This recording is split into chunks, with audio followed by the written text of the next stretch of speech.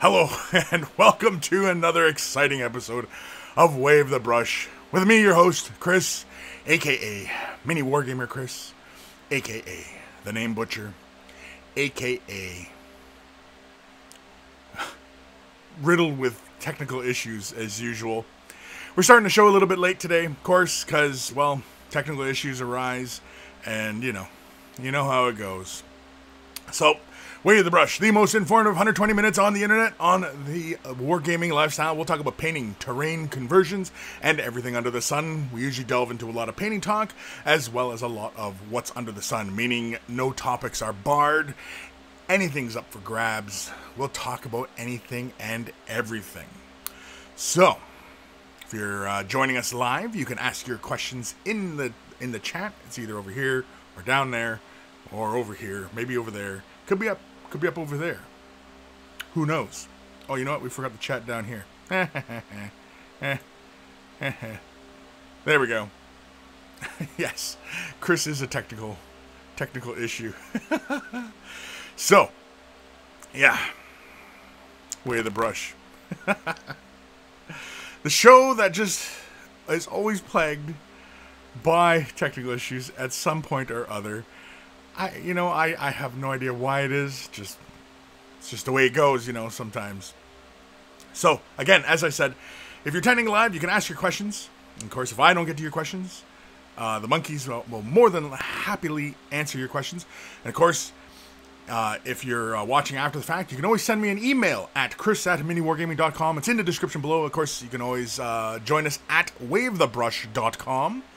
That is the central hub of all this silliness. It is got the links to the Facebook, Instagrams, Twitter, and Discord. Discord's been a lot of fun. We've been having a lot of fun on Discord. It's been it's been a great way just to keep in touch with all you guys, kind of chat with you guys. I'm on it frequently, and I'm just, I'm just talking with you guys, answering questions, whatever comes up. And of course, there's a whole lot of silliness going on in the Discord channel, so beware of that. So, yeah, and of course, Wave the Brush also has links to t-shirts. If you want to look like a connoisseur of all that is good and holy in this universe, they're wearing a Wave the Brush t-shirt.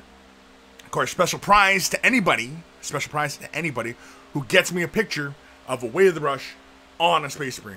Okay? So, bear that in mind. Or at least maybe not the first person, but anybody who gets me a picture of like a proper Space Marine with the shirt on.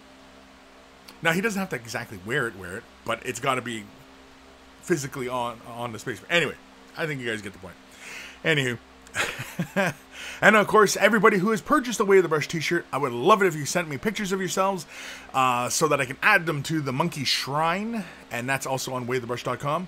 Like I said, wavethebrush.com, it's where it's all at. So, yeah, that sounds more like an advertisement right there, eh? Wave the Brush, where it's all at. So as I hinted at in the last episode, if anybody watched to the very last second of the last broadcast, I said I had something special in mind, and of course, this is it. Brand new microphone for hearing me a lot more clearly, a little bit closer to the kind of production I was getting when I initially was doing this in the Wave the Brush office, in the Mini Wargaming office, when I was doing my show more frequently from there. As of late, I've been doing it from home, as mainly I get the same kind of performance of internet as I do at the office. And, I mean, I have the means, and, of course, of course, geez Louise, also forgot about the Patreon supporters. WaveTheBrush.com has links for the Patreon support. So if you want to support the show, awesome, thank you very much. And everybody who has been currently supporting me and my efforts on Patreon, big thank you, of course, to you guys, because, again, with all these kind of upgrades, wouldn't be possible without you guys and the support you guys give, and so... yeah, always a big thanks to them. And before I forget, always a big thanks to Guymere Offer, a.k.a. Carl, a.k.a. Beer and Blood Bowl. That's his channel. Check him out for the email jingles, because I invariably forget to thank him at the end, so I think I'm just going to add him in the beginning of the show, just so, yeah. So if you love yourself some Beer and Blood Bowl, check out his channel. It's really fun. It's them playing Blood Bowl, bantering, and you know, just generally having a good time. So that has been that, yeah. So, now how come this thing doesn't seem to be updating for me? Why isn't this updating? Why? Why, oh why? Why, oh why? Oh, now it wants to update for me. Because I'm not seeing my Twitch comments. Because I do this simultaneously to YouTube and to Twitch. And so everybody who wants to join me on Twitch, of course, feel free. And everybody who's joining me on YouTube, feel free, of course. But, yeah, I'm not getting... For some strange reason, Twitch, the browser, doesn't give me... For whatever reason, the little window pane for the chat isn't been giving me the chat that's been going on. I don't know why it's doing that. It's annoying. It's annoying. I'm annoyed. Yeah, and this thing hasn't been giving me my chat options either. What the hell's going on here? Oh. If it's not one thing, it's always another. Oh, well. Yes, thank you. Oh, thank you. Yeah, now...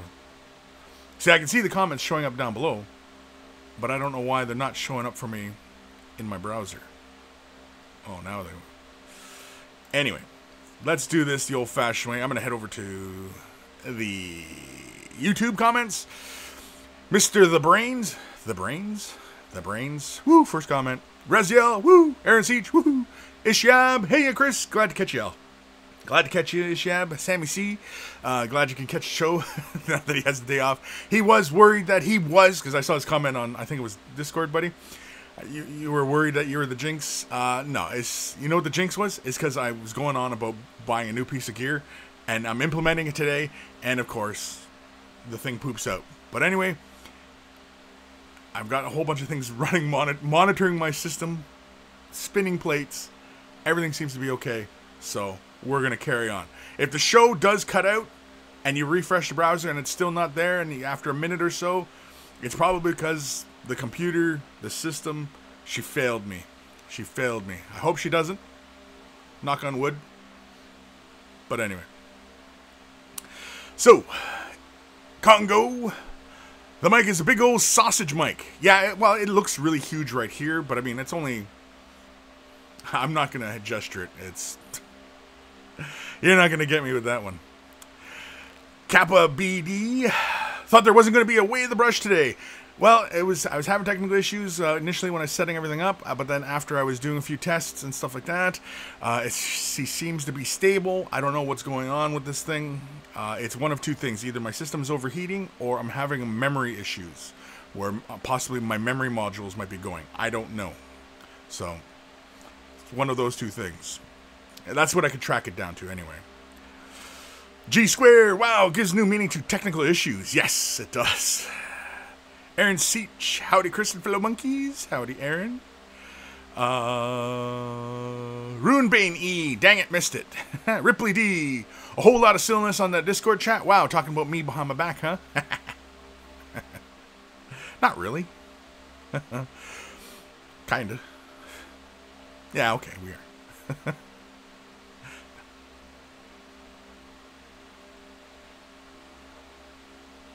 Congo. Oh, so I got the secret scoop on the big surprise. Yes, you did. You did. G squared. Oh, there's something special. Wasn't really big technical issues? No, it wasn't big. Yeah, that wasn't a big surprise. Ah, technical issues. Ha ha ha. No, I freaking hate when... I don't like when machines don't do what I tell them to do. When they misbehave. I don't like that. I don't like that at all. John J. Hey, y'all. What kind of shenanigans are we up to today? What's on everybody's hobby table? What is on everybody's hobby table?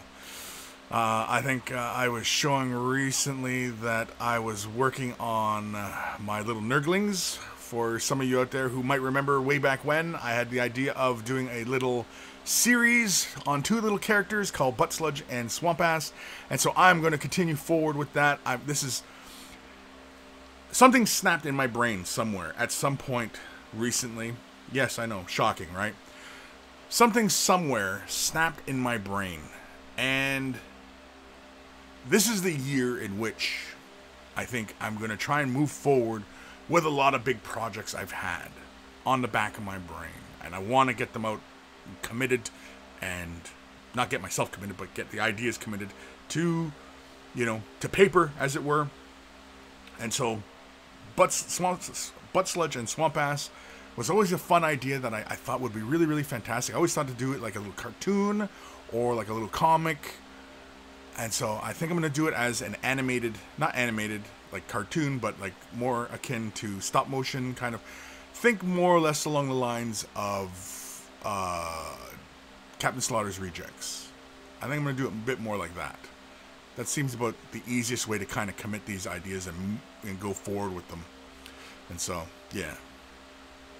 That's the plan, anyway. I do have ideas and everything like that, and I've been trying to kind of work out how they sound, what their voices would sound like, and so I kind of have one voice. The other voice I'm not too sure on. I don't know. Y'all will just have to wait and see. I think I'm going to try and get about at least kind of like a season, so I'll probably try and get like maybe 6 parts done. They'll all probably range from anywhere from 5 to 10 minutes, maybe somewhere around that. It all depends on complexity and such. But otherwise, yeah, that's the plan. Ebb and Flow, sup everybody? Jordan Volpe, hello. George, thought you said there was no show today. Well, I lied. I'm a liar, apparently. Now there's a freaking fly buzzing around. Screw off. Caught King 555. He said there was none today. Well, I lied. Apparently, I lied. I'm a big fat liar. What can I say? I mean, would you rather it was true? Would you rather I just didn't do the show today? Voice of the Emperor. Back after a break, but can't stay long. How's everyone? Good, I hope. Yep. Sir Peanut Butter, surprise show. Hello, peeps. Aaron C. Jack Kris, what is your opinion of Relic Blade? Have you played many games? I'm considering jumping in. I would highly suggest it. It's got a really fun game mechanic to it. I've played 1 or 2 games. I have a faction for it. I have the, what the heck are they called? The one with the stone elven dude and the guy with the fox, the little gnome, and the little sorceress elf. Anyway, I have that faction. I can't remember what the heck they're called now. Sorry. Wraithborn? Wrathborn? Does that sound familiar? Anyway, I have that faction. I started on the fox and the gnome, as some previous videos would indicate. I haven't. The next model I was going to plan on work on, and I have them sort of base coated, is the golem dude. Just haven't had any good ideas how I wanted to paint him. And yeah, but I liked it. It's a very straightforward kind of game. The mechanics are straightforward. I'm not going to say they're easy. They're just pretty straightforward. But, everything's there. It's a bit, I don't really know what to compare it to. It was just a pretty straightforward game. I mean, like, you can pick up and play a game in, half hour, and,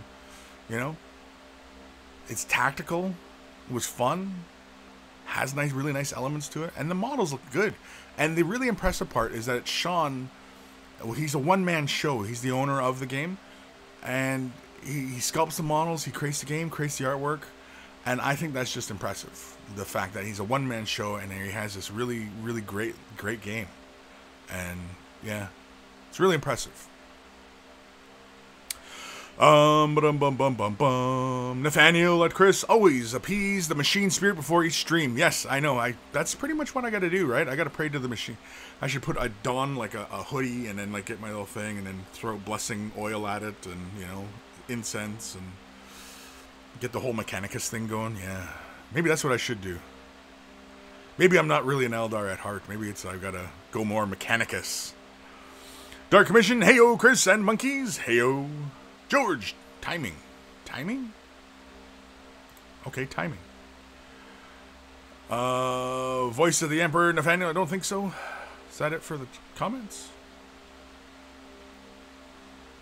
Yeah, I guess that's it for the comments. Over on Twitch, of course, it's not showing me the comments. So if you're talking to me, anybody over on Twitch, I'm afraid I can't see you right at the moment. Oh, Grim, there we go. Howdy, did the bread arrive like it claimed it would? You know what? It might have yesterday. I wasn't at the office yesterday, so, yeah. Yeah. Okay, so it looks like everything's running here. That's just fine. Okay. There we go. Just arrange that. Let's put this over here. Let's try that. There we go. Okay.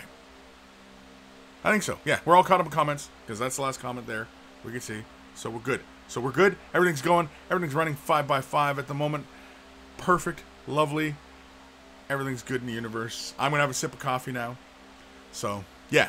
So like I said, at the end of last episode, the very, very end, last minute, I said I had a big surprise.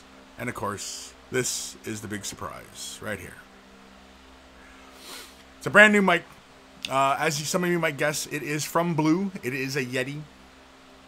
But it's the little deal that they sell with the whole little boom arm and everything like that. A nice little shock mount on it. And so, yeah. And hopefully, my voice is coming in nice and clear today. Better than usual. You might pick up the hint of the fan. I'm hoping that you don't really hear too much of the fan. All the better, you don't hear the fan. So let me know. Are you guys hearing the fan at all? Or are you guys like... Because like... in the last couple episodes of Way the Brush, you know, I've had the notorious fan going because, well, it was a hot summer, and you know, so. Cocking 555. Have you finished your Space Marine suit? Have I finished my Space Marine? No, man. I didn't even finish the helmet. That was the first part I was working on. I didn't even finish the helmet. I keep looking at the mic because there's this little light there, and it like, I'm like a goldfish. I think I'm just kind of like attracted to the light. Anyway, no, I haven't even finished. Continued on. I was going to do some work with Adam from Greenleaf Terrain. We were going to partner up. We still haven't sat down and hammered out those details. So, yeah. So, Adam, if you're watching, we definitely need to sit down at some point and, you know, hammer out a battle plan, I think. George, after using Tamiya Clear, should one seal it with a clear coating? After using Tamiya Clear? I've never used Tamiya's Clear. I mean, if it's a clear, I would assume it acts the same as a varnish. Because, like we varnish our models with clear, right? Either clear acrylics, clear, enamels, you know, whatever, right? And so, I mean, if you've sprayed a model with clear, should you seal it? I don't think so. I don't know. I have not used Tamiya Clear. I can only assume it has the same function as regular varnish. Now, regular varnish, there's nothing really that special to it. It's a clear coat. It's either clear gloss, clear satin, or clear matte. Clear matte? Anyway. And I mean, like, for example, water-based acrylics, it's essentially just the clear medium. Like, you add color to it, and you just, you know, you've made, you know, a slightly diluted color. You know what I mean? Like, there's nothing, it's not like it has, you know, rhino coat in it or something, and it's going to reinforce the surface integrity or anything like that. I mean, it's just clear varnish. So, yeah. Tamiya's Clear colors. Yeah. If it's a perfectly clear color, I mean, it might be Tamiya's version of a varnish. I'm not sure. I've not used it. If you want to varnish afterwards, just keep it thin. You know? But beware. I mean, you might fog that clear. I mean, if Tamiya's clear, it's clear. I'm going to believe them that it's clear. So, you know what I mean? I know I realize I went in circles there, but yeah, it's going to be a clear paint, right? So, you know, yeah. But no, I whether or not to varnish on top of it, I don't see why not. Nathaniel says, George, always seal. Why not? I mean, if it dries clear and you don't want it clear, hit it with a little bit of matte. Knock it down, or satin. Knock it down a bit, you know? Or if you want to keep it clear, you can spray another clear varnish on top of it. I'm sure it's not going to hurt. It might fog, but might not. I don't know. I can't say. Again, like I said, I've never used Tamiya Clear, so I have no idea. I can only assume it's a clear coat, and most clear coats act like varnishes, and your model should be fine. Sir Peanut Butter, got my Raven Wing in. Got 2 boxes of Black Knights, 3 boxes of Bikers, and a Talon Master to get through. Cool. Mr. The Brains, definitely hearing it, but you are louder than it and much clearer. Cool. We hear the fan, but it's a dead end a little. Cool. Awesome. Okay, I'm glad. I'm glad that the fan is not as noticeable as it was before. So, and I mean, as it gets cooler down here, you'll hear less and less of the fan. Unless, of course, I need to keep my computer cool. Then I'll probably have to keep it running down here.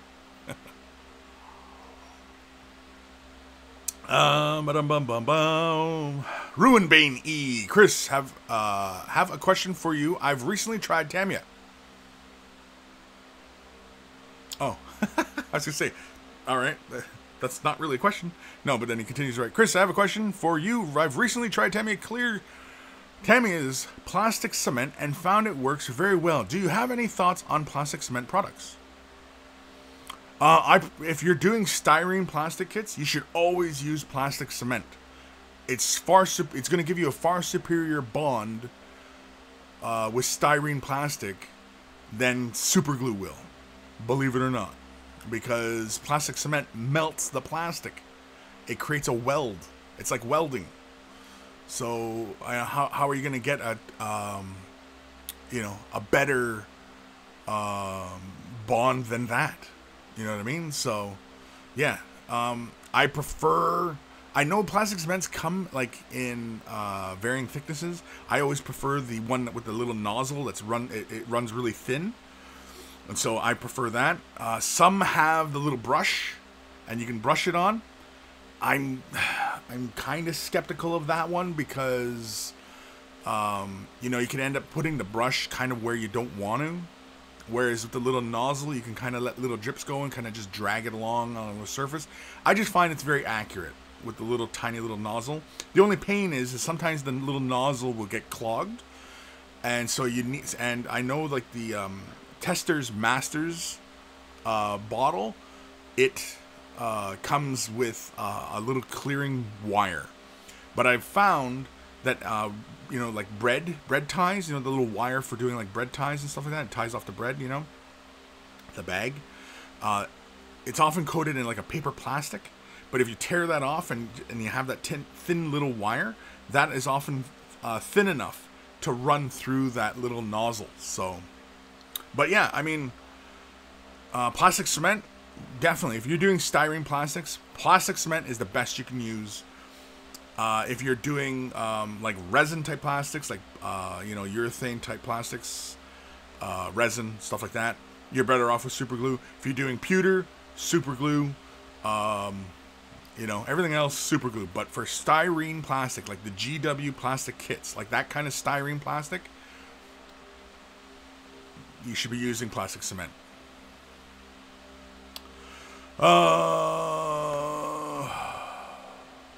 George, you're the one that told me about clear colors.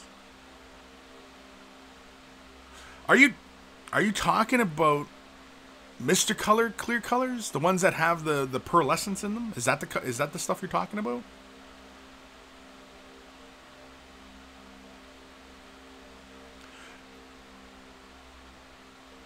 You're talking about the clear colors. Tammy's clear colors. Oh, you mean like clear red, clear blue, clear orange? Should you varnish on top of those? Yes, you should. Yes, I always do. Whenever, yeah. I'm sorry, George. I was reading your comment, but I wasn't interpreting it properly. Yes, you should always varnish. If it's for gaming, varnish. If it's for display, you might want to varnish, but if the model's never going to get touched, you can pretty much leave it as is. But if it's for gaming or if you just want to make sure that the model, in case it's ever bumped into, dropped, whatever, you're going to reduce the likelihood that the paint's going to, chip off or anything like that, varnish it. Varnish it, yeah. But Tamiya clears, the clear colors, yeah, you can varnish them. Hit them with a gloss. I often use a gloss. I often always use gloss. And then come in later with a matte. I rarely if ever, use a matte, and then that's it. And then, because I mean, if you come in with a matte and then try to build a gloss on top of it, it fogs and it doesn't look good.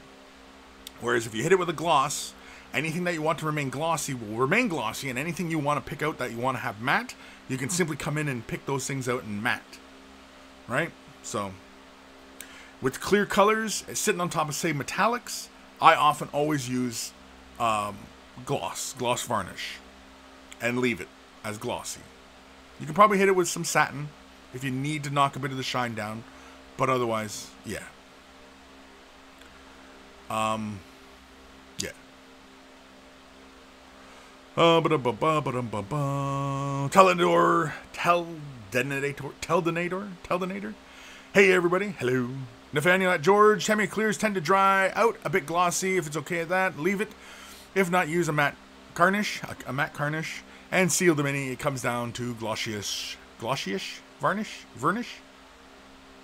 Fire Drake 18 at Kris. Can you recommend some non-GW detail brushes? I need some new ones. Okay, well, you have Artis Opus, which is a brand new company. They just had a Kickstarter, which was very, very successful. I've been using their brushes for, well, since they did their Kickstarter, which is a few months back. I've been enjoying them. They've been working really good. I've been using like their 1 and 0 the most. They have fine detail brushes. I haven't even felt the need to use those. I've been able to do eyeball stuff like that. Winsor Newton Series 7 Miniature. That's the series that I use. I have 0, 00, and 000. I only ever use my 0 for doing eyeballs and stuff like that.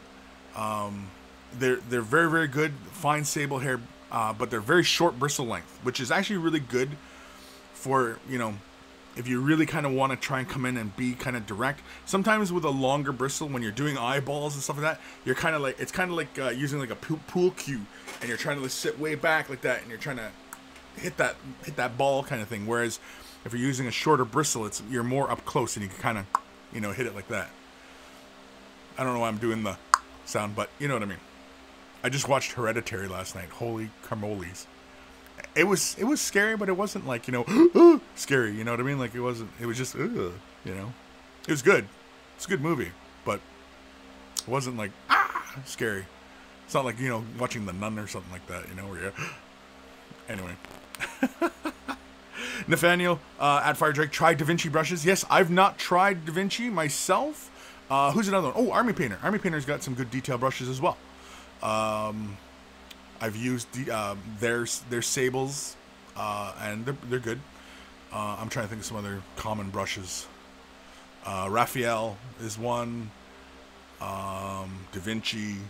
Raphael 8404, I believe, is the series. I've not used Raphael's myself. I haven't got my hands on any. You know, just, I mean, come on. I'm not made of money. And Da Vinci's I've not used myself, but both of those lines, Raphael and Da Vinci's, come highly recommended. So until I try them out myself and you know, prove otherwise, I'll recommend them, you know, without having seen them. But unless, of course, anybody wants to send me them, I mean, you know, go right ahead. I mean, give them a shot. Never know, they could be crap for all I know. Here I am recommending them to people, but I mean, tons of people who claim to use them swear they're good brushes. So, you know, who am I to call somebody a liar? So, you know, I'm trying to think what else other brushes are there. Most of the hobby line brushes, you know, Army Painter, Citadel, I believe Privateer Press, their brushes. I'm pretty sure they sell a line of brushes. If you're really, really stuck, go to any art supply place, a proper art supply place. Don't go to the big box ones, because you often pay too much. Go to an art supply store. You know, those little boutiques that have just tons of art supplies. And go look in their watercolor brush line and look for any small detail watercolor brushes. Preferably sable, preferably a hair. Typically watercolor brushes are hairs. Not a lot are synthetic brushes. You get Taklon, but you can probably go with Taklon, I suppose. Taklons feel like natural hairs, but they're synthetics, but, you know, they're all right. I'm pretty sure Taklons are synthetics. But anyway, look in the watercolor line. Go look in their detailed brushes for watercolors and find any that come to a really, really, really fine point. Do not put that brush in your mouth to see if you can, you know, draw it to a point. Ask somebody in the store to just draw it, see if they can draw it to a fine point, either with like a little bit of water or, you know, with a brush soap and water or something like that. You know, or just the moisture of your finger. Just because, don't put it in your brush, just because there might be other people who are putting that brush in their mouth and doing that. So just don't do it, because then you end up with mono or herpes or something, right? So just don't do it. Just don't. That's often why I don't. That's why I often don't recommend people put brushes in their mouths, because you just don't know. Sometimes, even if they're your brushes, you just never know. Never know. Anywho. Where am I? Fire Drake 18, thanks, I'll look at them. Yeah. Nathaniel, Kris, even for display varnish, it tells you it's finished. Sure, right? Yeah.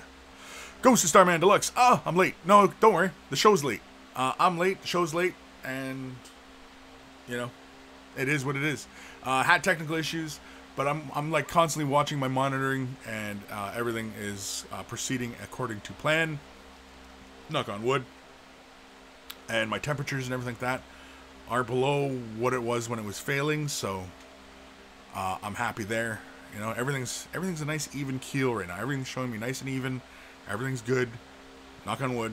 I'm not gonna ruin it, so let's not talk about it anymore. Okay. Where are we here? Who else is joining us? Dark Commission, episode 220. Roast for 20 minutes and serve with matte garnish. Fire Drake 18 bought a GW varnish 20 years ago. Intend to use it when finish my models. I have yet to use it. Sad Panda. Yeah, that GW varnish, like the spray can, make sure you shake that for probably 10 minutes, man. Make sure it's good and shook. Like, shake it this way, turn it upside down, shake it all around. Do the hokey pokey and you turn yourself about. That's what it's all about. Ghost Starman Deluxe. Kris, I take it you solved your video card problem. No, actually, I'm still really I'm in the midst of troubleshooting it, really. But everything is flying steady, so I said, you know what?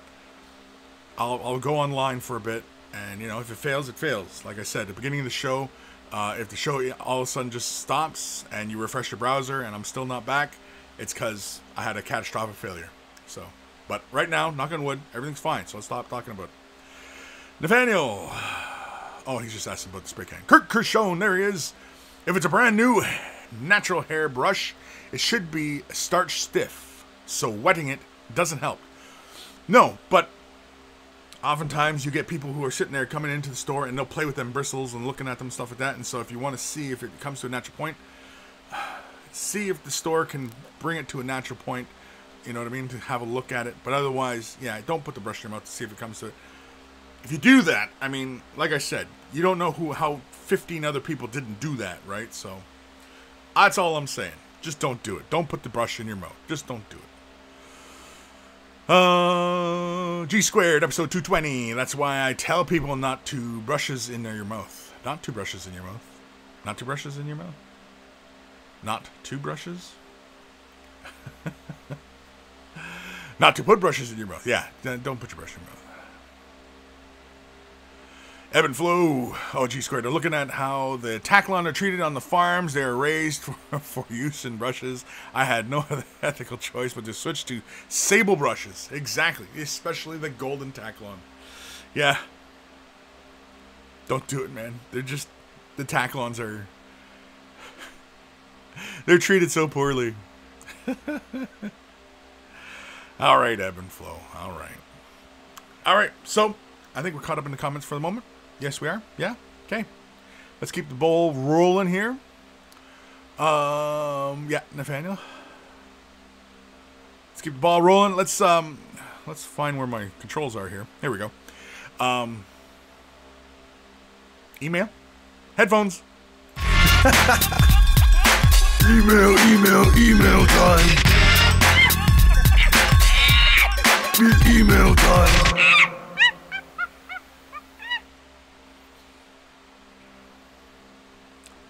Oh, it's done. Ah, son of a gun.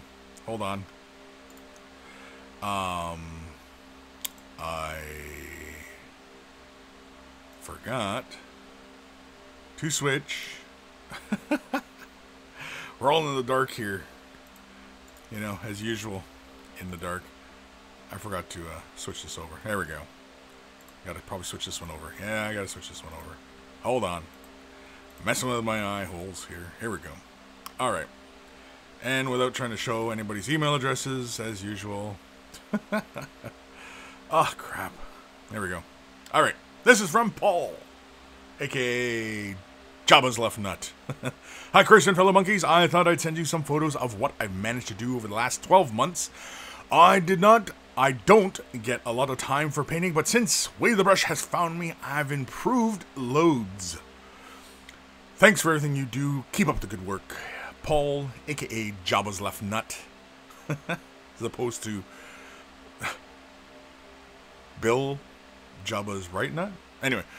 P.S. Sorry for the crap pictures. I need a new phone. So, let's have a look at it. Jabba's Left Nut. And his pictures. And so here, some Plague Duders. Very cool. I like how you did the little Nurglings. Nice bright colors. Hey, there's my buddy right over here. On the right-hand side, just on the doing the handstand. Now, can I zoom in a bit here? I can zoom in a bit. I like how you differentiated the color on the fly head dude on the far right there. Very, very cool. I like the mushrooms on the bases. That's a good call. I like how you did the eyeball on the drone in the background.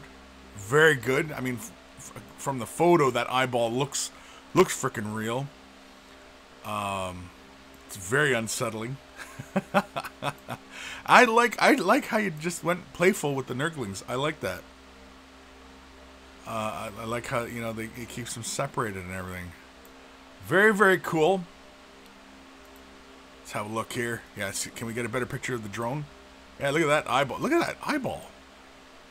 That's really, really good, man. I like, got all the tone in there. I mean, at this distance, it looks like a real eyeball. Really, really good. Like the color transitions on the little tentacles and stuff like that. Good stuff. Yeah.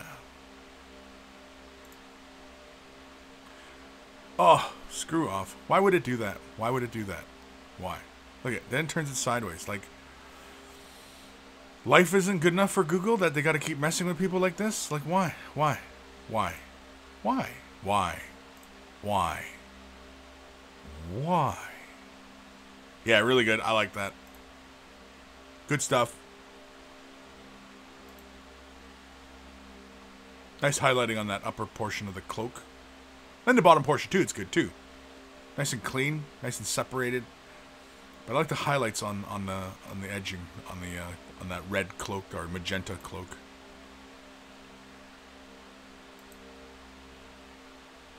Yeah, I can see those color bars running along the screen there.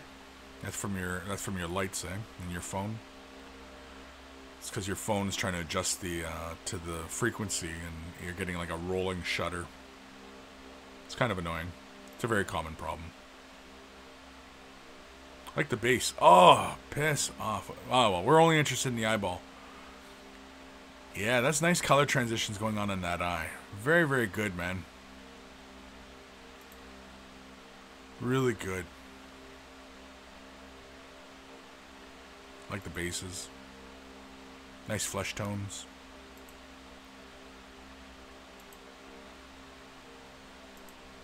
That's it. That's it. That's all. Well, thank you for sending that in. Awesome stuff. Much appreciated. Thank you, Paul. I keep looking at the mic. I gotta remember the mic here. Anyway. Yeah, really good stuff. I don't really have anything to say other than good job. I mean, you know, like forget going to tabletop and, you know, a good tabletop, really great. As you develop as a painter, you know, other things will come into play. And oh, there's part 2. Oops, there's a part 2 to this. So Nurglings or Nurgles, Plague Bears. Like the eyes. Like I like how the guy on with the like the squad leader or whatever with his guts falling out. I like the little eye, how you did the eye. It almost looks like it's glowing. The rancid guts falling out of him. Disgusting. In a good way. Profile shots. Very cool.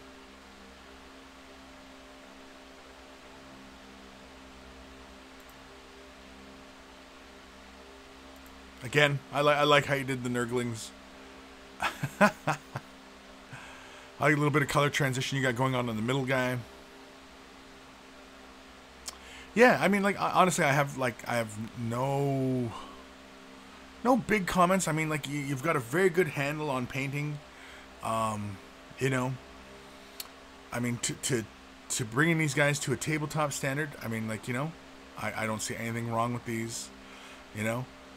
If you were going for any kind of competition type stuff or anything like that, obviously, you know, more time is needed. But, I mean, I don't think that was your intention here. I think these are just game pieces. And they look fantastic. And I like them. And I think you did a fantastic job on these. Colors where it should be, you know. I don't see any areas, you know, where like you got color where you where you didn't want it or where it shouldn't have been.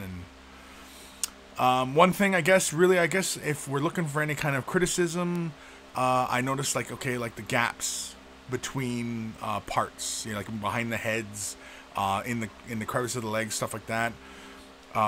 You know, if you're going to like any kind of tournaments or anything like that, and they're gonna judge your painting, you know, like your army comp and your army painting and stuff like that, you might want to fill in gaps, you know, for that kind of purpose. But otherwise, no. And I really enjoy the mushroom idea on your bases. That's really, really cool. I kind of want to try and imitate that now, because I still have yet to do my other little character, Nurgling. And holy man, there's one guy on the right there standing in a puddle of his own filth. But no, I think you did a fantastic job here. I think just filling in gaps. I like your variation on, you know, how it looks like you experimented with different ways of doing the pustules on the bodies, stuff like that. I think you did a fantastic job. I think it looks really good. Jabba's left nut. I mean, you know, it sounds like you may have gave up the left nut to you know, be able to paint so well. But thank you, Paul, for sending that in. Awesome stuff. And please send more. Don't wait till you have painted for another 12 months before you send me another email on, you know, how your painting's going. Let's go back to the comments real quick here. Let's see here. Man, how far back do I have to go? Jabba's left nut. I went in a hipster art store and did a couple weeks ago, and was told not to take plastic caps off the brushes. So what? You should paint with them on? I think that's kind of impossible. Go Starman Deluxe. But Kris, the logo monkey has a brush in his mouth. Yes, the handle's in his mouth, not the bristles. It's a bad habit, I know, but he's a bad monkey. And you know what? The logo is a bad monkey. So there we go. I don't know where we're going with any of that, but anyway. Nathaniel! Nice Nurgle minis. Dark Commission, nice painting. Nathaniel, is that fly a Garrick? G squared, episode 220. Why? Why? I don't know why. Why? Why not? Jim White, nice work. Jabba's left nut. I followed your quick tip on the eye. Yeah, I kind of figured as much, but you know what I mean? Like, I ain't saying anything. I think you did a fantastic job. And for, following what I had done in that video and, duplicating it, it worked for you. And, either one, I provide good instruction, or two, you follow instructions very, very well. Or maybe both. I don't know. Either way, let's both of us shall pat ourselves on the back. There we go. So Jabba, go ahead, pat yourself on the back. Very good. Nathaniel at Jabba's Left Nut. Good job on the gory bits. Yeah. Vasily, hail to the great cedar and his monkeys. Hail, like hail, like Hail Caesar, or like hail, like falls from the sky, big ice balls. Balls. Vasily. Kris forgot to thank him. Thank who? Oh, Beer and Blubble? No, I thanked him at the beginning of the show. Ha ha! See, because I told you, because I'd forget, right? So I did it at the beginning. So I think I'm going to change it up. I think my thank you to Carl, Gamir Alfer, aka Beer and Blubble. I think I'm just going to do that at the beginning of the show and at the end of the show. And, that way, when I just jump into the email segment, I don't look like an ass, is basically what it is. So I always give my thanks. I always give thanks. I always have to make sure I give thanks to everybody, because it's karma. It's karma, right? It's karma. Okay, because here's how delusional I am about karma, okay? I recently just acquired this mic, and I was excited to show you guys today and, do the show, and, you know what I mean? And my computer gave me a bunch of trouble. And right now, knock on wood, she's being good right now. And yeah, so I know, silly, right? Silly. But that's why, you know what? Okay, seriously, if we're like to change complete subjects here, that's why I don't play the lottery, because I know my luck. If I won the lottery, something awful would happen. And it might be, the awful thing might be winning the lottery. So that's why I don't play. I don't play the lottery. I don't gamble a lot. Every once in a while I'll go to casinos, and I'll go in with like $50 and or maybe $100. And I totally expect to lose it. I'm going to spend the money and it's gone. Right? I've wasted my money on dumber things and gambling, you know what I mean? And sitting around having, a couple drinks, sitting around with friends, laughing, stuff like that. It's money well spent. I see it as money well spent, sitting around having a good time. I don't bother trying to win. I play to win, but I don't try and win. I don't get bent out of shape if I lose the money. I went in and I expected to lose the money. And so yeah, but I don't gamble that often. I'm not a gambling sort of guy. Anyway. Where am I here? Bears P. Oh wow, I hadn't had the time for mini wargaming Kris stuff for a while and just saw Kris's haircut. Nice. I like it that you didn't give up on the stash style, even with the serious Wall Street haircut. Wall Street guy haircut. This is a Wall Street haircut thing? Okay. Well, I kind of have to keep the stash, because I think you guys would probably rebel if I got rid of the stash. So, yeah. Eric Fountain, good afternoon, Kris and Monkeys. Good afternoon, Eric. Jabba's Left Nut, thanks for the comments. The mushrooms are leftover green stuff with a cut paper clip. Crap, where'd that go? With a cut paper clip stuck in the bottom. Oh, okay, so do you like take the paper clip and then sculpt the mushroom, and so that you leave a little bit of the pin sticking out? Or do you sculpt the mushroom and then put the pin in? Because I like the idea of doing it on the pin, and then just kind of snip it and then stick it into the base. It's a good idea. I like it.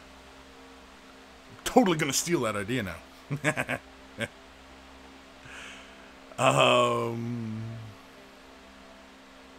Vasily, we had hail this week, actually.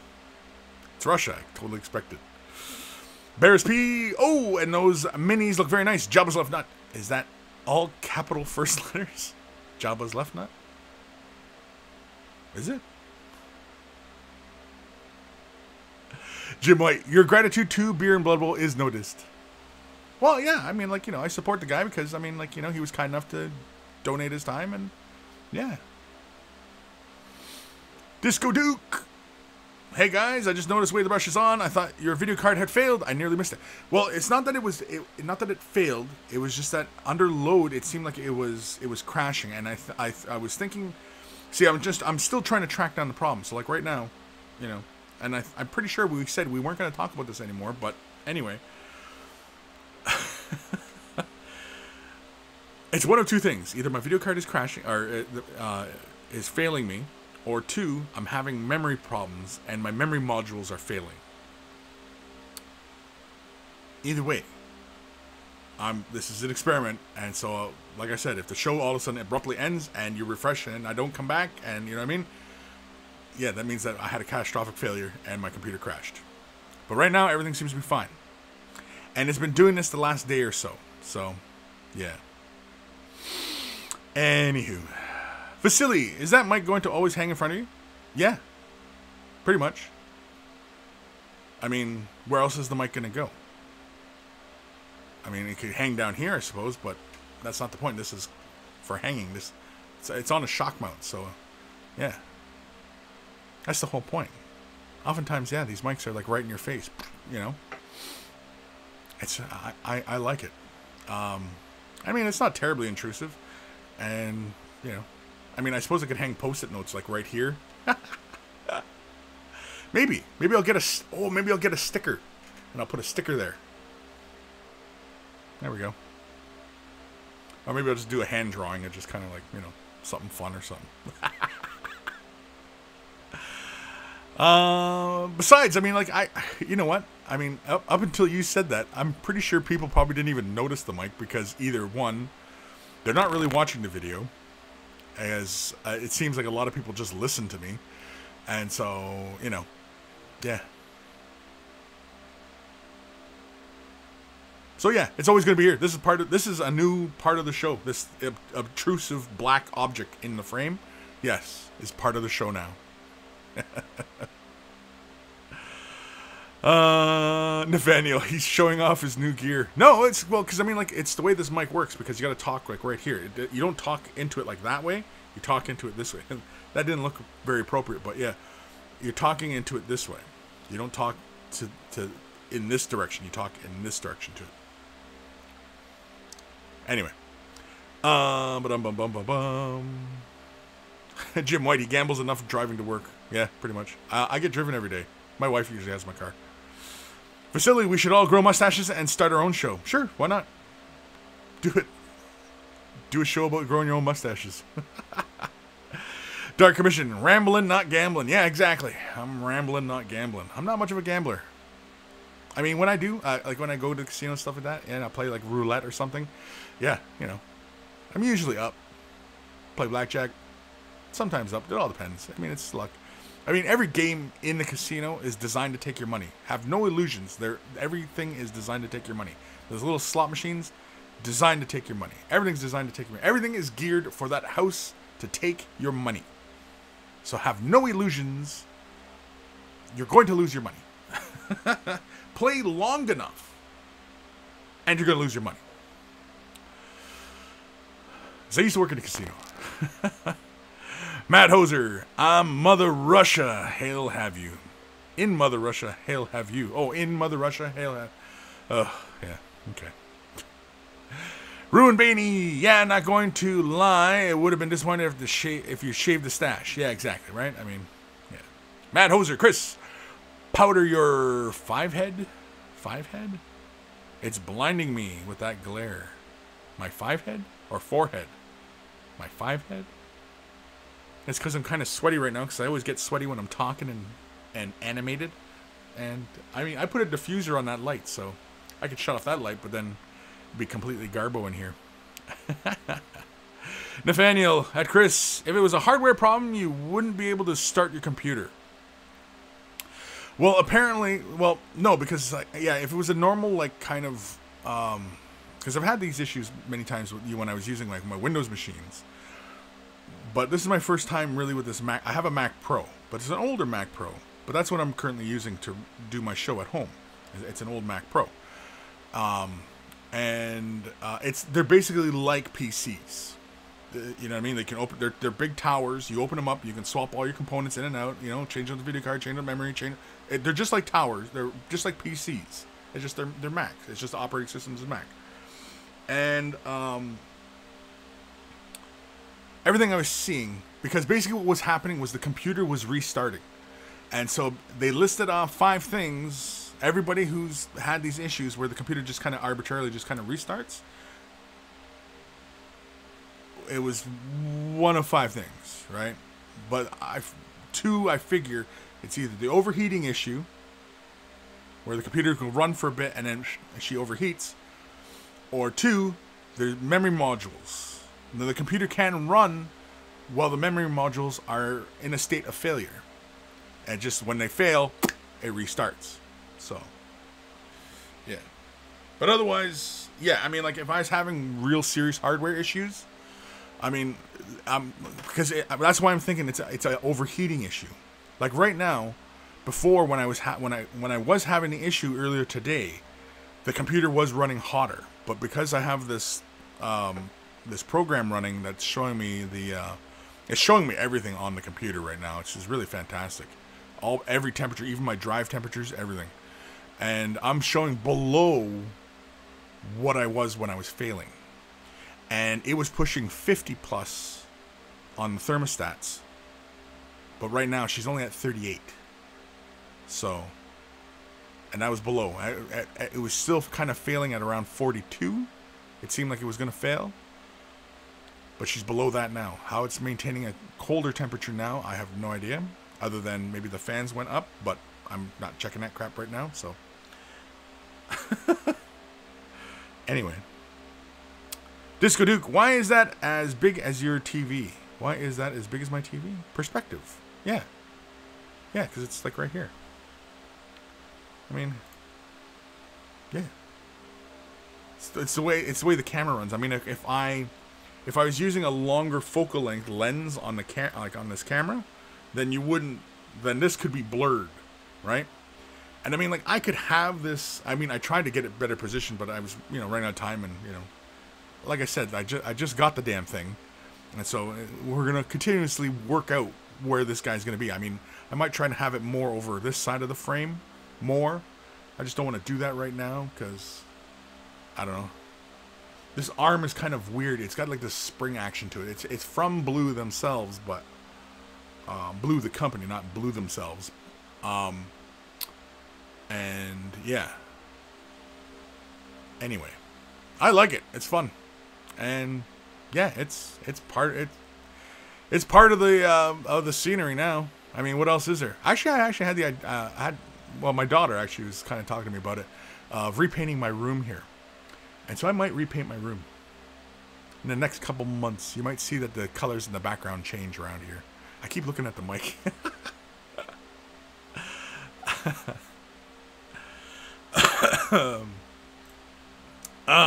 Where are we here?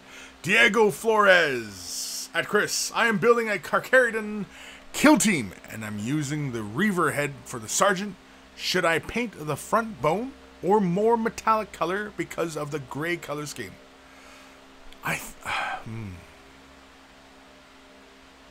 Yeah, it's kind of a tough one.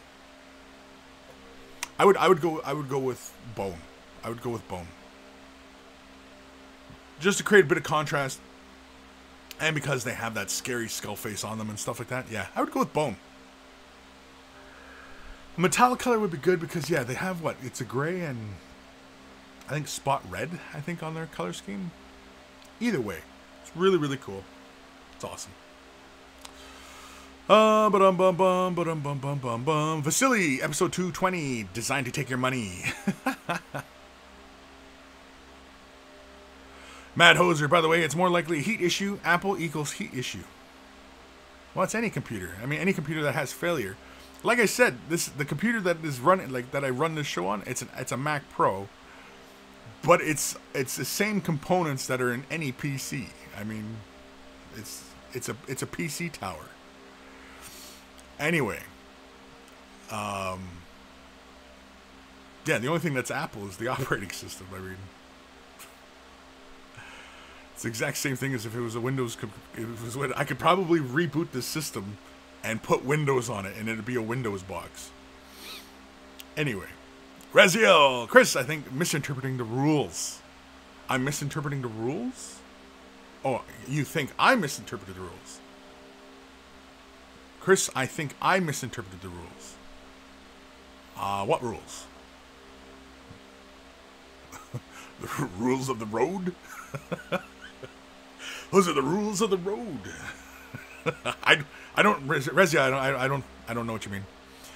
Nathaniel, Kris, maybe it needs a good cleaning because microscopic-sized dust particles can clog the fans and where they can BCH to every system and cause problems no one needs to solve. I did consider that, and because my environment in my office here is a little dusty, and I do have pet dander and stuff like that, I opened up the tower this morning. I looked at it, and I was actually shocked at how little dust there was actually in the computer. And I haven't opened the tower since I bought it, which was like over a year ago. This computer's just constantly been running. And I opened it up. I was expecting like dust and hair and stuff like that. I just gave it a light blast of air, and yeah, I mean there was essentially nothing. Like, I was shocked at how little there was inside the tower. The tower itself has like 2 big fans that kind of blow in both directions. The card has a fan. There's the CPU fan. Yeah. And I was shocked that there was like, I was totally expecting to see like barnacle fuzz. Like I've opened up my towers before, way back when, and had like the fuzz. It looked like moss growing on the video card or on the motherboard, or you know what I mean. Like it was that dirty, right? I've opened up the towers and seen that, but I opened up the tower today and it wasn't that. And so yeah, it's really quite strange. Barris P, half not an expert, but used to build computers for OC a lot. If your computer works for the memory-intensive jobs, open a few tabs in Chrome, but only restarts when overheating. Right. So if she's restarting, like I said, well that's like I said, if it's restarting, it's either overheating, but the other problem could be the memory modules, because that's what I was seeing. Everybody that was concerning a Mac, that if the modules were different brands and one was failing, it could cause the system to restart. And so that's what I'm monitoring. I'm monitoring that stuff right now. I've got a program running that's monitoring everything. It's a really nice program. It's really quite cool. It's called iStats. Yeah. I wish I could show you guys right now, but if you go look up iStats right now. iStats? What the hell is this called? Yeah, iStat menu. It sits in my menu bar right now, and I mean, like, it's giving me. It's recording everything too. So over the last hour, it gives me 24 hours, 7 days, 30 days. It gives me minute by minute. See, it shows me my CPU load, user system idle. It shows all the processes running. It even shows my video card. Shows what my video card is putting in, its processor speeds. It shows the load average over everything, which is interesting because I mean, like, I can see as everything's going. It's peaks and valleys, and everything's running fine. Even with all this crap running right now. Shows me up times, gives me my CPU pressure, memory, processes, swap memory, all the pages. Have a look at my hard drive, can show all the read writes, temperature, get all my temperatures, shows my, even gives all my Ethernet information. It's got everything. But the best part is that it shows me all the fans and it shows me all the temperatures on everything. And I mean, like, this is an extensive list. Like, I wonder if I could swap to my desktop. Screw it. I'm not going to. You guys just gotta take my word for it. This is a really fantastic program. It gives me like all the temperatures. Like, it gives me, man, I don't even know what some of these are. Like, I assume that the FBDM is, these are my memory, and they're running 72 degrees. And it's like, I think 170 is when, like, it's really too hot, or or 120 or 130, but like 170 is like when it's really hot. But everything right now is showing below 100. 70 is the max I'm looking at here. 79. And that's on the power supply. Heatsink. The MCH heatsink. 46 degrees. You even know what that is? Most of you don't. MCH diode. 56 degrees. Couldn't tell you what that was. Hard drive 1, 31 degrees. Hard drive 2, 31 degrees. Hard drive 3, 32 degrees. Hard drive 4, 35 degrees. That doesn't sound very hot to me. So, anyway. Comments. Raziel, the Space Marine in the t-shirt. Oh, you're talking about the rules for that. No, I'll still count that. That's good. No, because that took some effort, man. I'll still count it. But you're the first one, so everybody else, I'd have to disqualify. I don't know. But yes, I will count that, Raziel. I will, because that took some serious effort, and it's funny. And we are going to get to it today. Jim White. He has pet dander. Beware, he's a werewolf. You know what? I thought I was. Apparently I'm not. Ruinby. Not a werewolf, he'd be a Wendigo. Well, if we're going to be culturally appropriate, yeah. Not that a Wendigo is the same as a werewolf. It's a completely different thing, but actually kind of scarier. Ramvi. Hey, monkeys. Hey, Kris. Thought it was going to be a late no-show today. Yeah, I know. But you know what? Yeah. Dark Commission, episode 220. Way of thermal statistics. I like it.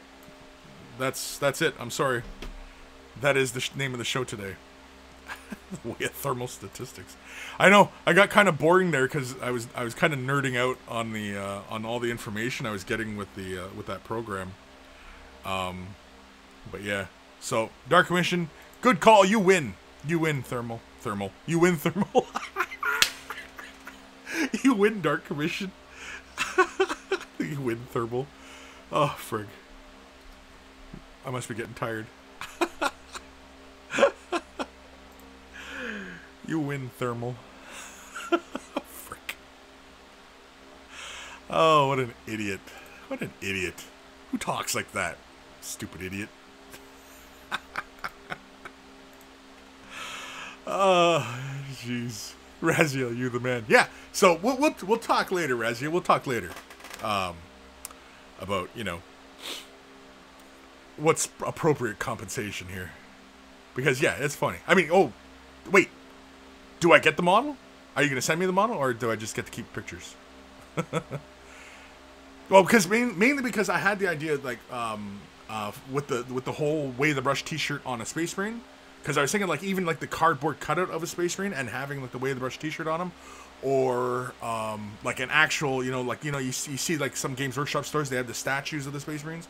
And, like, you know, with the Way the Brush shirt on that Space Marine. That kind of thing, right? That's what I was initially thinking of. Mainly because I wanted it for the Monkey Shrine. That's really what I wanted. I just wanted one of those goofy things in the shrine. You know. Again, I mean, you know, it's up for grabs. I mean, I'm talking, like, you know, sending somebody, you know, army in a box kind of thing. And, I mean, nobody's, like, rushing out to get it. Nobody wants to get paid. It's kind of strange. Nobody wants to get paid. So, I don't know.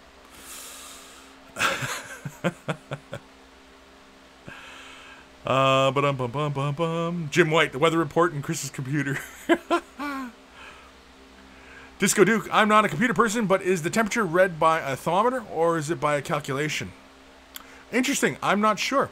I'm assuming it is some sort of thermometer that would be in the CPU because the computer has fail-safes for those kinds of things. So I would assume it's something, but is it a calculation? You know what? Honestly, I couldn't tell you. Good question. Dark Commission, that's the best name butchery ever. Yeah. Oh well. Bearsby, Asterix, Obelix, the thermal statistics. Raziel, well, I want to send you the model. If you send me the model, awesome. Great. You can send it to, well, you can send it to Mini Wargaming's address, really. It's 411 East Main, Welland, Ontario, L3B 3X3. You can send it there. Care of Mini Wargaming. Mini Wargaming Kris, actually, so that it comes right to me. But, yeah. If you want. It's up to you. I'd probably include it. Heck, if you send it to me, I might even include it in the new series I'm thinking of. Maybe. Probably. Clayton Tate, get those monkeys off the Wi-Fi. Out of the Wi-Fi. Yeah, holy caps. Thanks, Clayton. It's not the Wi-Fi, man. It's my PC. My PC. It's not a PC. It's my Mac.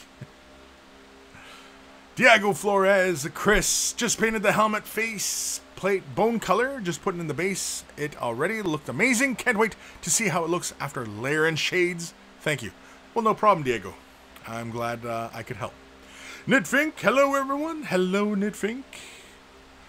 Reziel, I already sent you guys stuff before. You and Steve got some transfers. Oh, okay. Man, that was a while ago, I think. Yeah, that was a while ago. Yeah, Steve just handed me a bunch of transfers one day. I don't think he told me it was from somebody, though. Yeah, I remember he just handed me a bunch of transfers one day. He said, here you go. All right. Damn, Steve. Not telling me things. Setting. Is that it for comments for the moment? I think that's it for comments for the moment, which means it is the email time. Headphones. Email time. Email time.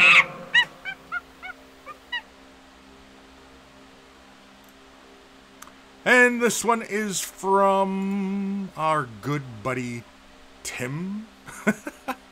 Some call me Tim. Hey Kris, hope you're well. Congratulations on your entry in that painting competition. The model looked great. I was wondering if you could advise me on something. I have recently dug out some old bloodletters for my Chaos faction in Age of Sigmar. I have touched up a little bit and have tried my hand at painting a fiery sword. However, as you will see in the photos, one of the bloodletters is missing his fin on the back. I am going to order a spare one and attach it to the figure. How would I go about doing this? Would I prime the piece first and then attach it using plastic glue and then paint it? If you could help me out and on this, I would be very grateful. Please see attached pictures of bloodletters and a Blood Bowl orc. Apologies if the pics of the bloodletters aren't great. I couldn't see to get good enough lighting. CNC, welcome as always. Thanks again, and all the best. Tim. Tim? Some call him Tim. So here is his Blood Bowl orc. And really nice job. I like the chipping on the armor. Very, very cool. Nice and neat. See the little rust on the metal bits. I like it. Got a lot of character. Nice depth. I like it. It's nice and neat. Blood Bowl. What more can you want? Needs a little number on his back, I think. But I'm sure you were getting to that.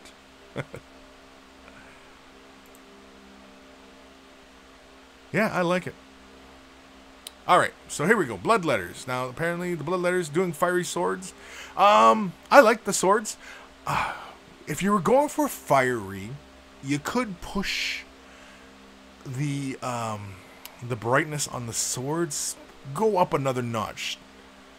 If you were going for fiery swords. The black on the sword is fine. But like when you're putting in the highlights and you're going up brighter colors, don't go over the exact same spaces you did. Do a little bit and a little bit at a time. So for example, if you're getting brighter at the tip of the sword, you could go with just a little bit brighter orange, say all the way, or not all the way down, like halfway down the facets of the blade, and then with like a little spot of yellow at the tip. And then like a little spot of orange at the tips of each of the little, like the little teeth that come off the blades kind of thing, right? Just a little spots of bright color at those points. If that's what you wanted to go for. Or you might want to leave them as is. I don't know. You might be happy with it. If you're happy with it, then by all means, leave it as such. But otherwise, yeah, it looks really cool. Okay, and so somebody's fin is broken.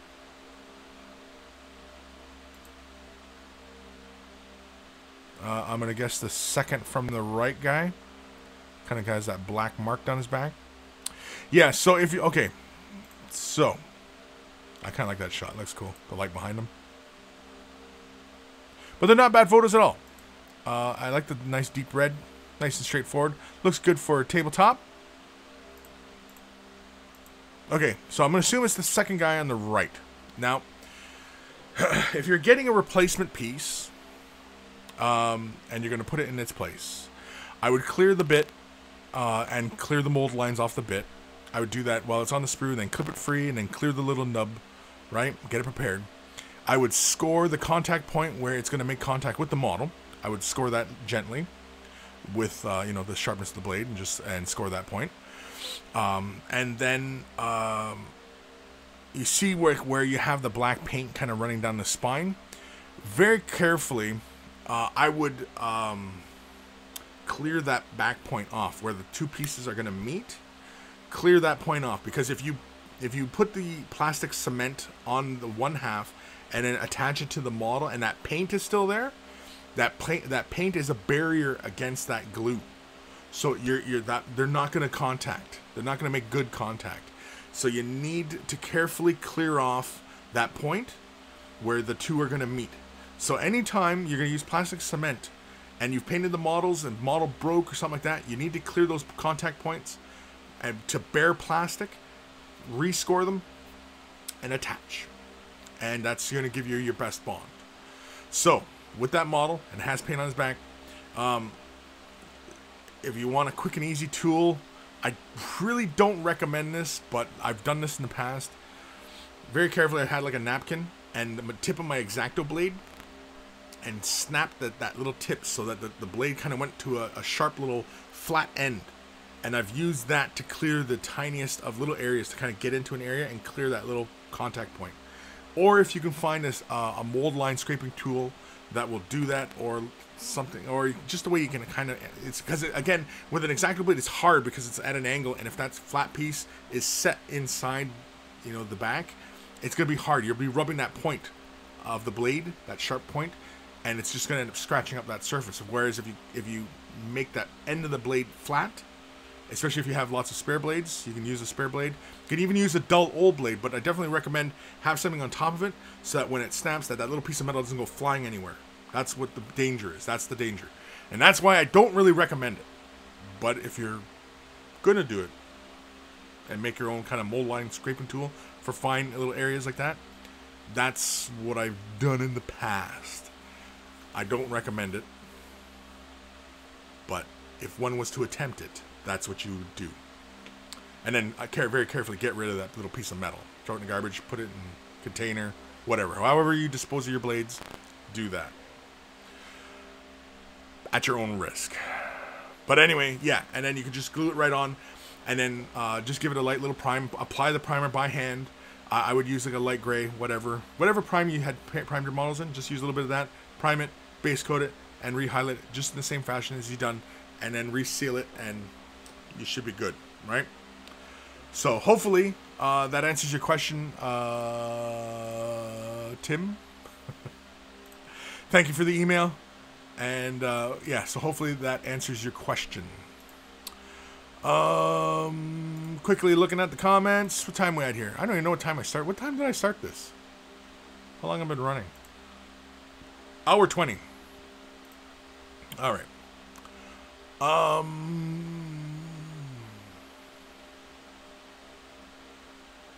Okay.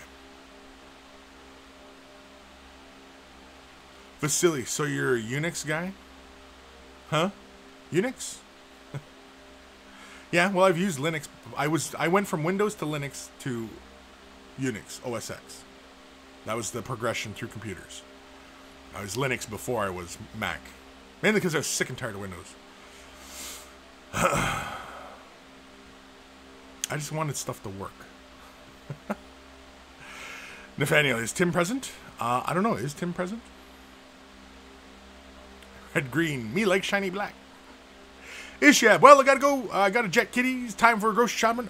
Great day. Happy to catch another awesome show. Great job to all whose work was shown. Later, buddy. Red green. Just green stuff. Mac news. Spiky bits and Mac like look like it's growing back. And he tech A1. Whoa. Can I buy a vowel? Nathaniel and Kris, would you recommend would you recommend masking joints before gluing them together? For example, masking tape on the spots where torso and legs would come together, paint everything, remove the mask, and then glue the model. Oh, like mask off the contact points? I think I've shown something similar to that in a video somewhere. I used silly putty and I just masked off the contact points, painted the thing, pulled the masking off, and then attached. I might have shown that in a video. I was using silly putty. You can, I mean, it's hard to say because the problem I run into is painting parts separately and then put them together. And if I find there's a gap or something along those lines and I don't like it, then I got to come in with the filler. And then I got to repaint that area anyway. So, and I don't like going back phases. Like I like moving forward. I don't like having to move backwards on steps. And so, if you mask off an area, paint it very well, and then glue it together, and then find out you need to fill it, then you gotta repaint all that again, and then you know what I mean. And if you were doing color blends or anything like that, you got to try and match that up. That's a huge pain. That's a huge pain. So, you know, I don't really recommend that. I really don't. You're better off just assembling the model, especially if you got a whole bunch of them to do. Mad Hoser, uptime.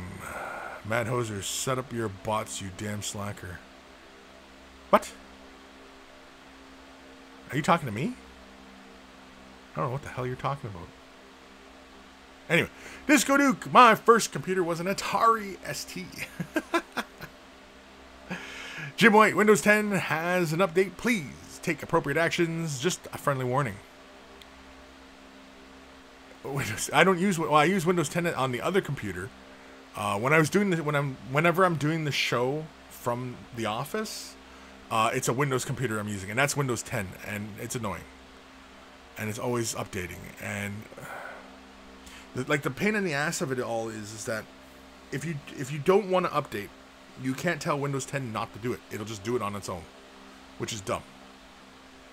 There's nowhere to shut that off. Because if everything is running fine, and all the programs are talking together, and everything's running fine, and then all of a sudden somebody wants to throw an update in there that messes up the whole thing.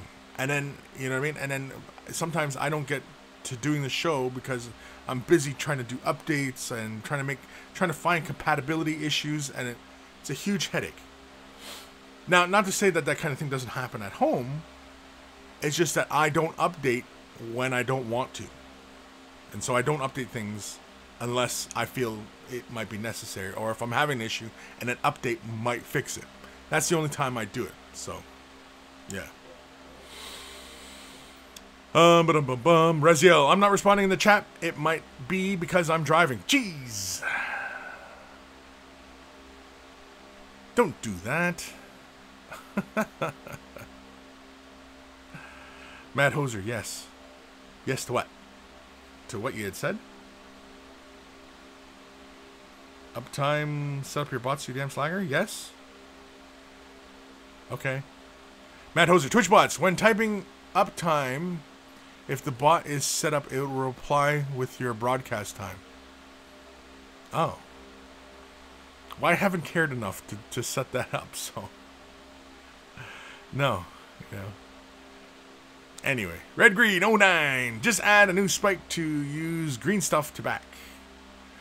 Yeah, you could, but then you got this whole blob, and then you got to wait for 24 hours for it to cure. Whereas, you know, plastic cement, you glue it as long as you clear the contact points. Because even if you put green stuff down on top of that paint job, guess what green stuff is sticking to? A paint job. Is that really secure and strong bond? No, not at all. Even if you crazy glued it, what's the crazy glue sticking to? Sticking to paint. Is that a good strong bond? No, it's not. Right? So, the area, regardless, has to be cleared off. Jim White. Well said, Chris. Okay. Reziel, that's why I might not be. I won't type and drive. Yes, please don't. Just listen to the show, Reziel. That's all. You know, we can talk later. We can chat later. Red Green 09. Mac look like he take a wound. They're good spelling. What? That's... Ooh, he card read good. Jabba's left nut. My first computer was Commodore 64. Guess my age. Probably about the same age as me. Maybe a bit older. Commodore 64. I remember the Commodore 64. I was a kid, though. It's only about 5 or 6 when I was around. Yeah. Nathaniel, Win 7 is my last proprietary OS. Switching to Linux permanently with my new computer. Well, you got to be careful when switching to Linux with new computers. I find with Linux, you're better off if you're going to get into Linux and you're going to do it with hardware, or you're going to get new hardware for your system on Linux. I always found it was better about a year old hardware. So if the hardware is at least a year old, guaranteed Linux will run on it pretty good or well or very well. I mean, I've seen Linux run on pieces of crap old laptops and ran better than the Windows had done because it's a more efficient operating system. And, you know, because it's older hardware. Linux runs really, really well on established things. Whereas, you know, if you have to have the brand new hardware, then you might as well stick with Windows. If you're an early adopter of technology, then yeah, you might as well stick with Windows. I mean, for all the troubles and stuff like that that's gonna come along with that, as anybody knows who's an early adopter, you know, yeah, I mean, but I mean, if it's older hardware and you know you want to breathe new life into it, and you're using Windows, and Windows just becomes too bloated on older systems, then clear it. And put a Linux on it, and you'll find that it breathes new life into that new system, and or old system, I should say. And yeah, do it.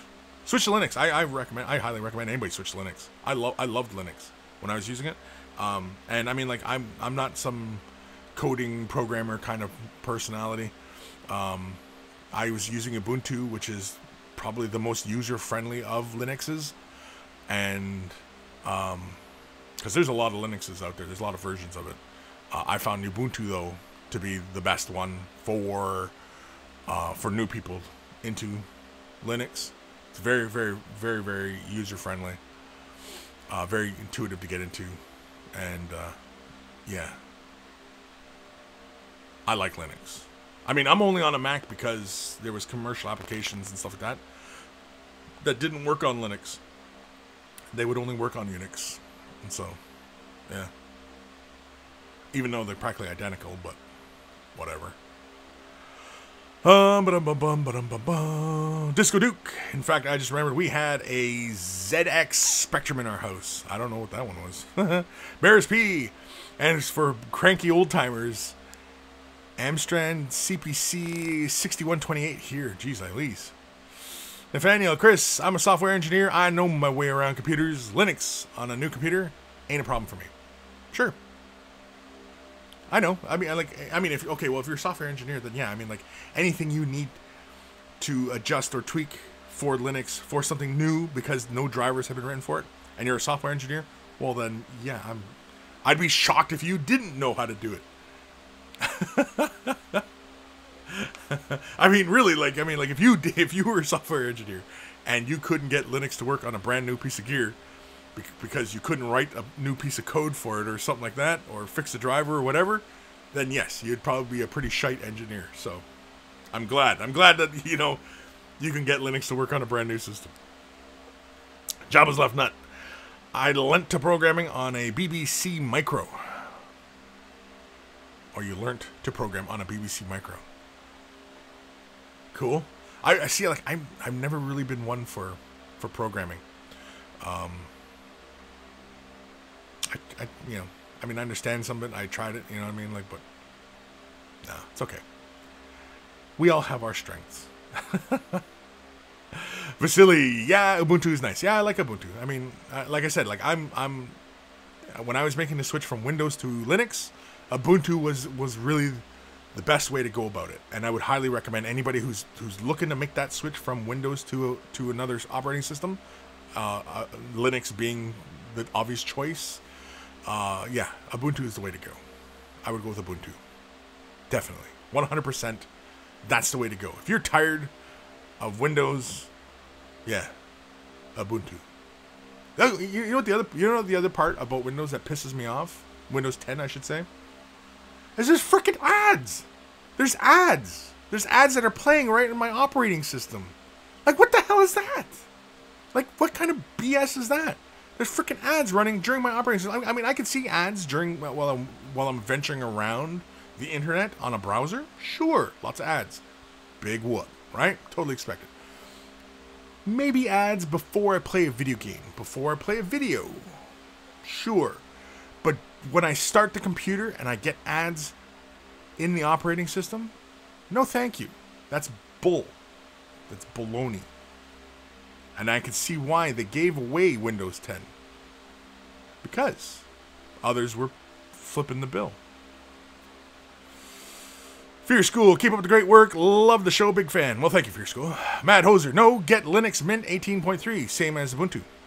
Okay, well, I mean, that's your opinion. I mean, from my opinion, from the journey I took, Windows was the best. My father was a programmer, and he even loved Ubuntu. There was other ones, yes. There's Mint. Fritz, I can't even remember all of them. There's so many damn freaking versions. It was what, Linux BSD. Man, there's so many. There's so many.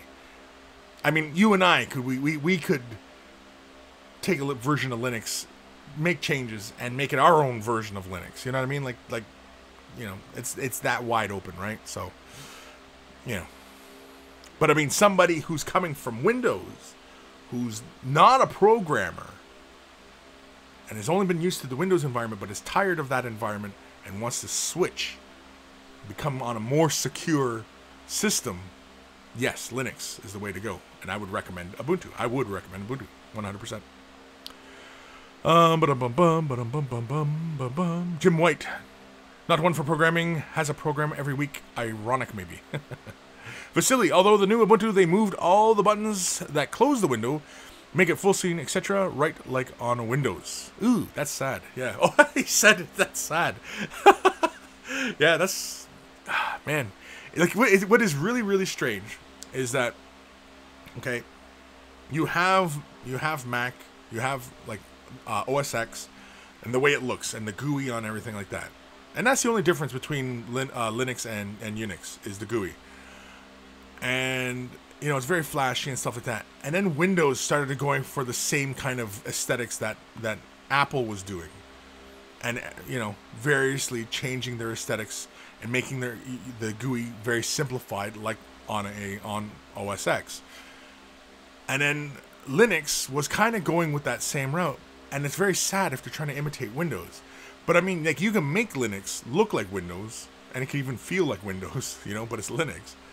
But yeah, that's sad. That's very, very sad. Oh man, Nathaniel, Windows 10 also phones home like ET. Even if you turn off phoning home, it turns itself on and phones home. Are you serious? I didn't know that one. That's bull. See, machines should not do their own thing. And when companies do that, that's bull. Why? Like, okay, if you want to have that on by default, fine, right? It's your product, fine. Turn it on. But allow the user the freedom to turn it off. You know what I mean? Like, that's bull. When you deny the user, the end user, freedom and the choices and their experience within the operating system, that's no good.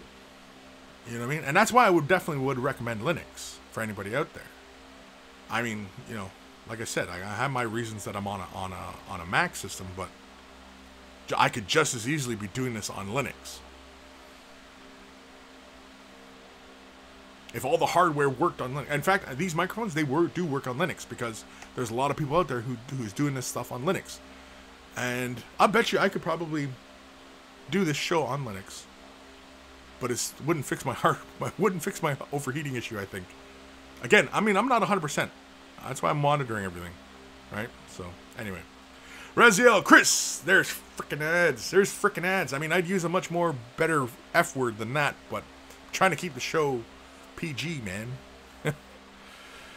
Ghost Starman Deluxe. From my point of view, the Windows users are evil. Wait, then you are lost. Well, then you are lost. Like Star Wars. From my point of view, you're the one that's evil. Seriously, though. Yeah. Windows? There's no point to being on Windows other than to play games. That's it. Vasily Shimko. Kris, do you have an iPhone or a phone that uses Android? I have an iPhone. I don't know. I'm not really a phone guy. The wife just gave it to me. And we upgrade to our plans and stuff like that. But yeah, I have an iPhone. It actually makes life really easy. Because with the cloud support, and I do pay like $1 for monthly cloud, which gives me like a whole bunch of space. Where basically I can share my files across all my systems. So like my Mac here at home, and I have another iMac over here, talks with my Mac at the office in mini wargaming. So if I'm working on something here, I can just, okay, whatever, head over there and go back to work on it. You know what I mean? I can work on it, and I can also pull it up on my phone as well. And just, oh, okay, well, whatever, you know what I mean? It's really, really nice, you know, for those regards. In those regards. Not for those regards. In those regards. But yeah, and it just all works. I haven't had any issue with it. You know? Is NSA spying on me? Probably. I don't care. I don't got nothing to hide. Red Green 09. Yes. It moved on me. The comment moved on me. Ah, yeah. Yes, Fawn. It Mac has E to make, and if... What the hell? Hair. It you think CK, but it's not. It's KE ergi. What the fritz, dude? What are you talking about?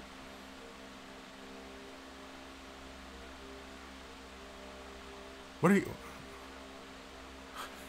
Are you having a stroke? Should we call 911? Ebb and Flow C64, please. TRS-80 and the audio tape programming option. Nathaniel, I'm serious. Alright. Oh, yeah, like for the phone calling, or for the computer? Ugh. Yeah.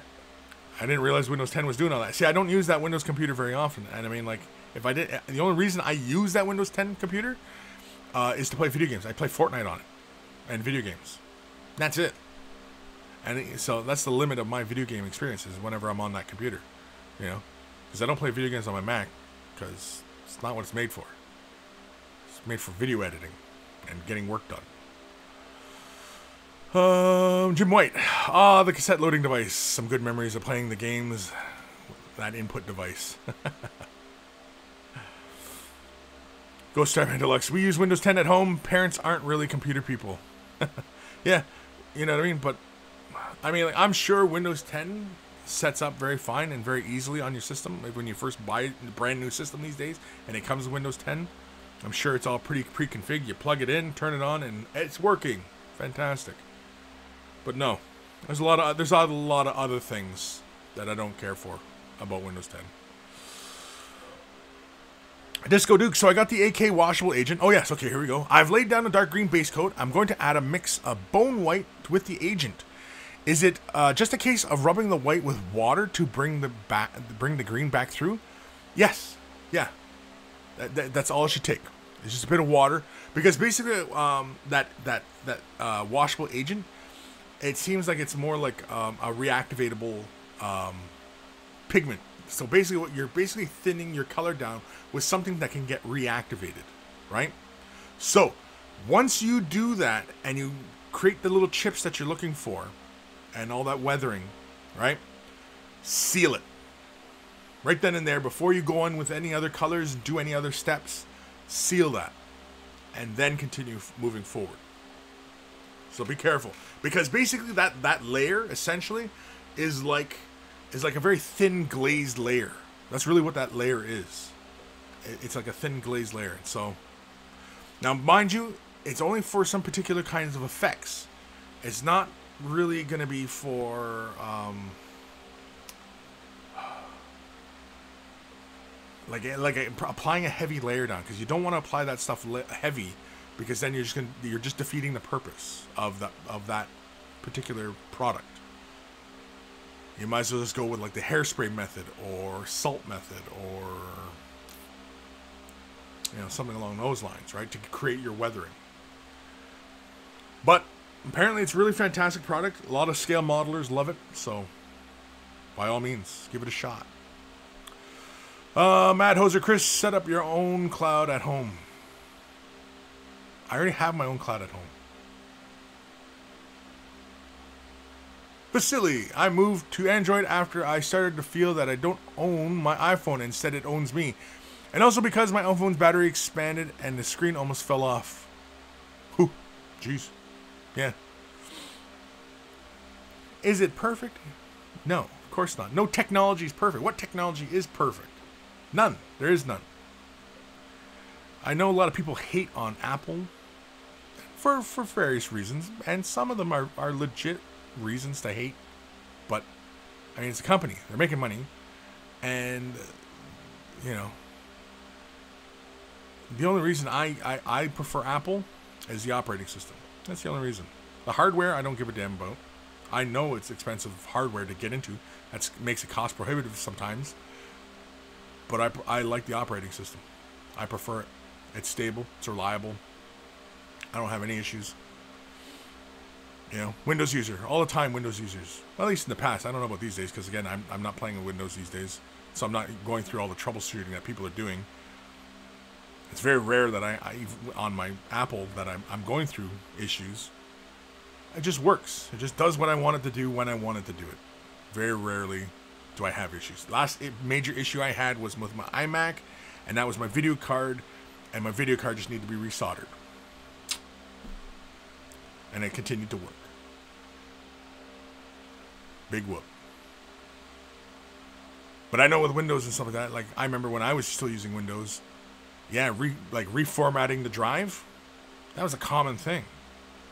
To reformat the drive, like it was like everybody was doing it. Like, does that even make sense?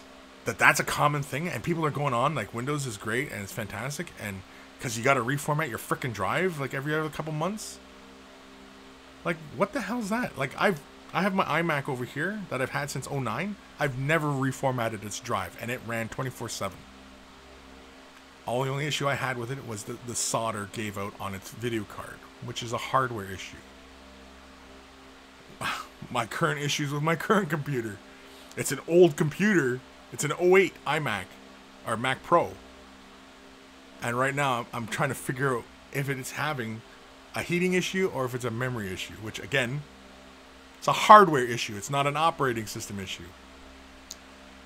When you have to reformat the drive, that's not a hardware issue. That's an operating system issue. So, anyway. Ghost Starman Deluxe. Our Windows 10 computer has flaws, but at least it loads stuff pretty quickly, unlike our old PC, which ran on XP. Well, that's an older computer, though. That's just old hardware. Throw Linux on that old PC that was with the XP, that was running XP. Yeah, you'll probably find that old computer runs better under Linux than it did with the XP. Nathaniel, what sort of chipping fluid would you recommend, if any? If not, how would you make parts of a mini look chipped or battle damaged? Well, I do have a few videos on that, Nathaniel, in Mini Wargaming's Vault. I have quite a few videos on doing various chippings, creating chipping. One of my favorites is the sponge method. Basically, you grab the gray sponge that comes in packs of miniatures. Do I have any sponge sitting around? Of course not. Of course not. Thought I did. Guess I don't. Anyway, you grab the gray sponge. That's very common with miniature packs, stuff like that. I don't know why I keep looking at the microphone. It's like it's right there. Maybe I should put the camera closer to the mic. Maybe that's what I'll have to do. Maybe I'll move the camera closer. I have a thing. I actually picked up another thing to do that. But anyway, sponge method is that really tight sponge that comes in miniature packs. You can find it in big box stores if you don't have any miniatures that come with that sponge. And often at time it's the black sponge that's on the it's their little cheap finishing brushes. Anyway, you tear off a little chunk of that. I usually use a little set of tweezers to hold onto the sponge, and I just dip the sponge lightly into the paint, and then I just straight in, straight out dab at the model, right? So I'm just straight in, straight out, straight in, straight out, very, very lightly. If you find that the tweezers are hitting the model, you're pushing too hard, and you're going to create big splotches. Whereas if you just lightly tap with the sponge, just so that little microscopic surface is touching the model surface, and it creates all that nice little chipping, little tiniest dots of paint and everything like that. You let that dry, then you come in with a lighter color or a different color, depending on what you used previously. Oftentimes I will use like a brown, and then I'll use like a silver. Brown being kind of a rusty metal primer type layer, imitating that, and then very lightly within that, I'll hit it with silvers to represent the metal is showing through that paint job. That's one of the easiest ways, especially after you have already done the paint job on the model. You've already highlighted and thrown decals on, stuff like that, and you go, yo, you know what, maybe I'll do some chipping on it and weathering. That's one of the best ways to go about it. So once you've done that, I have shown other ways as well, where basically I did the entire layer of armor first in rust colors, and then took a sponge and then applied in the central areas. I did this for the Plague Marine when Dark Imperium came, or Dark Millennium. Is it Dark Imperium? Yeah, Dark Imperium. Either way, the latest version of 40k. And I had shown it with the Plague Marine, and I was basically just stippling on the paint, and it actually gave a very, really cool effect. I was actually quite surprised by it. That in the corners it looked like rust, because I did the main body in the color stippled, and then I did like a little highlight color inside that as well. And it gave this really kind of, it almost looked like Russian World War II tanks, how they had like that really rough kind of scaly kind of metallic appearance. It gave it that model that kind of look, and I actually kind of liked it, because when I gave it with a little bit light dry brush, that scaling of the green just captured just a little bit of those bumps that were on the surface, and it was actually very fun.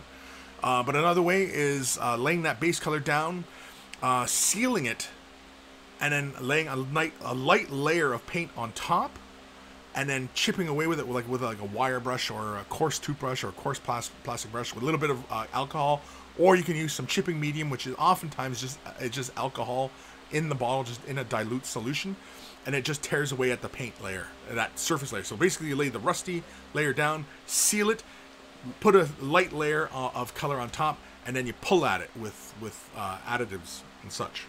Like I said, there's many different ways to achieve these kind of chipped looks. There's many different ways.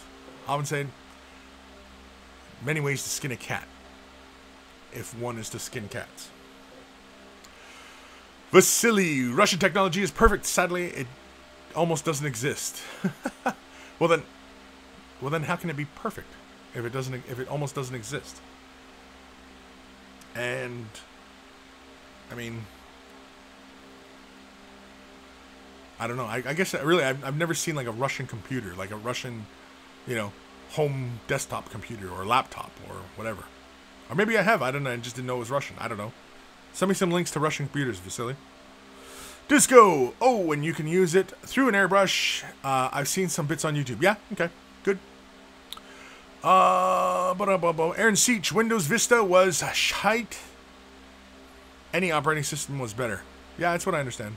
I left Windows at Windows 2000. I left at I left at XP because I still was using Windows 2000. I liked Windows 2000. Windows 2000 ran really well. I still had to reformat the driver every once in a while, but it ran very well. And then when the XP came out, and I was like, because again, they started to break from the kind of utilitarian type of look of Windows, and it started to get fancier. And I think that's what it was. It was when they started trying to imitate Mac and Mac's slick little GUI designs and stuff like that. And so, yeah, I think that was Windows' downfall. They're still most popular, but I mean, like, they shouldn't have bothered trying to look like Windows or like OS X, or not OS X, but like Mac. But yeah, should just do their own thing, man. First of all, it should just make an operating system that works properly and doesn't, report everything I do to the NSA. Red green, just one bad spelling days. Are you just doing that just to mess with me? I think you are, red green. I think you're just doing that to mess with me. Jim White, 10 minutes in regulation, weigh the brush. Is it? Uh-oh. Woo-oo. Hey, you're right. I'm showing an hour 52. Oh my god. Oh my. Vasily, it was a joke. Oh, was it? Oh, I thought you were serious. I don't know, man. Like, I know what's going on in Russia. Like, what news do we get out of Russia that isn't state-controlled? Like we can't say that about Canada's news. Okay, give me a break. Matt Hoser, they use MRS instead of MS on PCs in Russia. Mother Russia soft. Okay. Vasily, one of the best things about Ubuntu is how Windows works. You can easily work with multiple windows simultaneously in one screen. Yeah, you can do that in Mac. You can have multiple desktops on the go. Yeah, it's just like Ubuntu. I mean, like, if you're used to Ubuntu, it's the same thing with Mac, with OS X. Ubuntu's diverged, obviously, but I mean, the core operating system is still the same. Anyway, let's do. What time are we at? Yeah, we're almost getting done. So let's crack through a couple more emails. Do I have them ready? Yes, I do. So let's do another email. And again, thank you to Guymere Alfier, aka Carl, aka Beer and Blood Bowl. That's his YouTube channel. Check him out. Headphones. Email time. It's email time.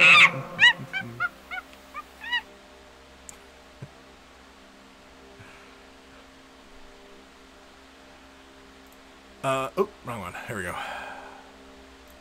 This is from Jordan. Howdy. Been a while since I painted or participated in the hobby at all. Moved. Shenanigans ensued. Took a break to restore morale. Coming back, I decided to go back to my first army I ever started collecting, Sisters of Battle. So here's a first couple models I've done of Sisters since 5th edition. A Melt-A-Gun Sister and a Repressor, and some extra bits to make it more ornate, as all Sister Battles tanks should be.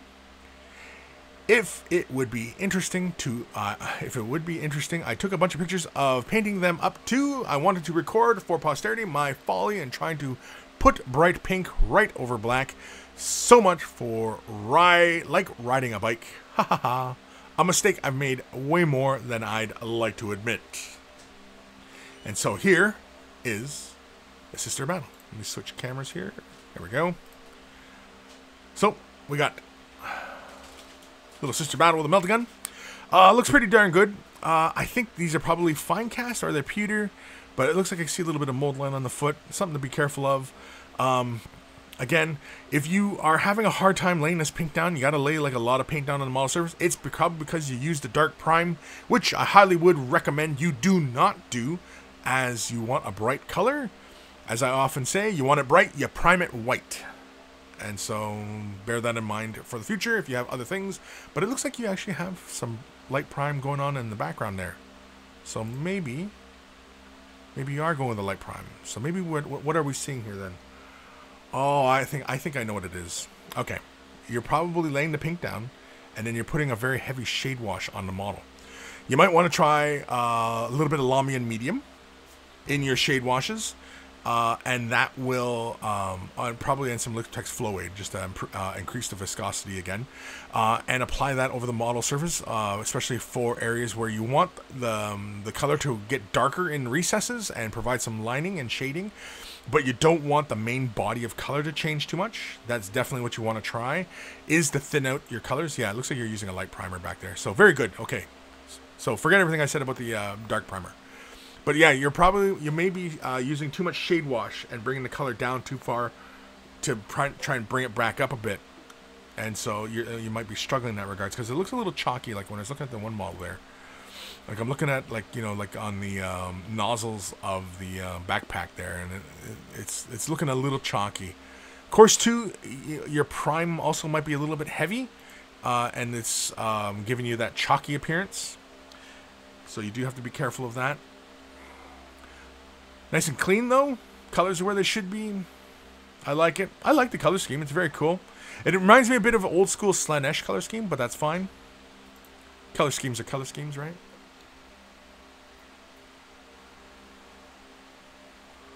I dig it.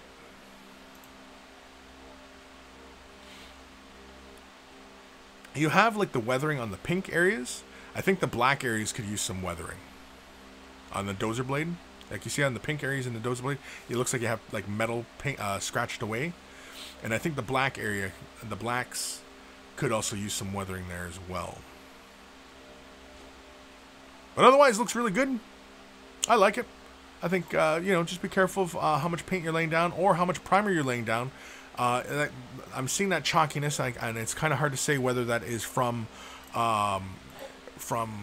over priming or laying just a little bit too much primer down, or the base coat's real heavy and you're shade washing and you're trying to bring that brightness back up with the color.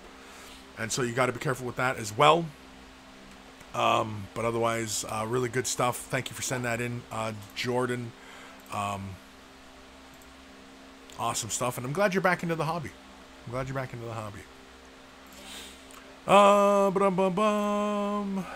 Let's do another email. This one is from Christopher.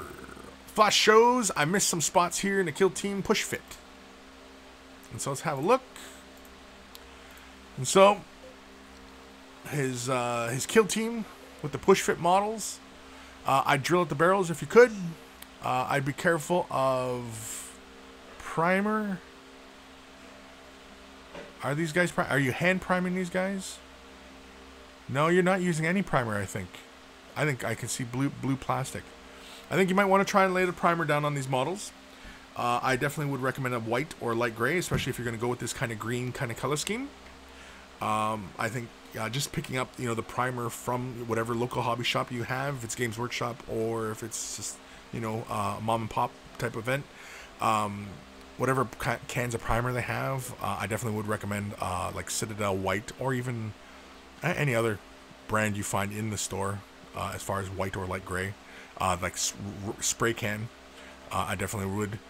You'll get a much stronger because as I'd imagine, you had a hard time getting that green to sit on that model surface. I would imagine. Because laying bare paint down on top of plastic, yeah. Because I think I'm seeing bare plastic underneath in the spaces there.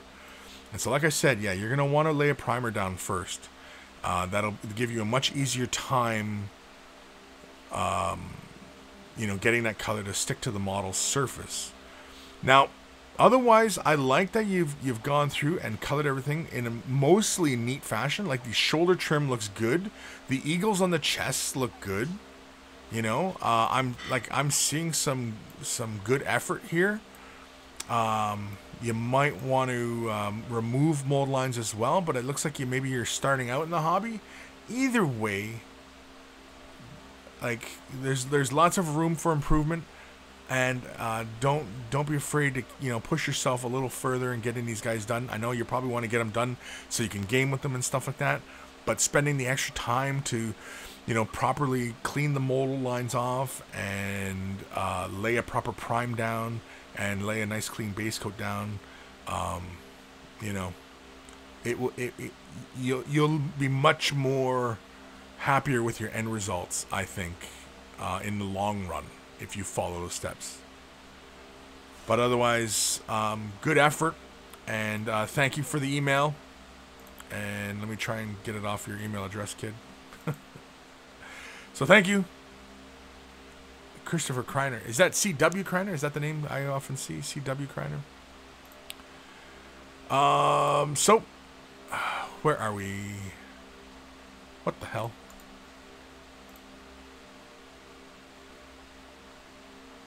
Okay.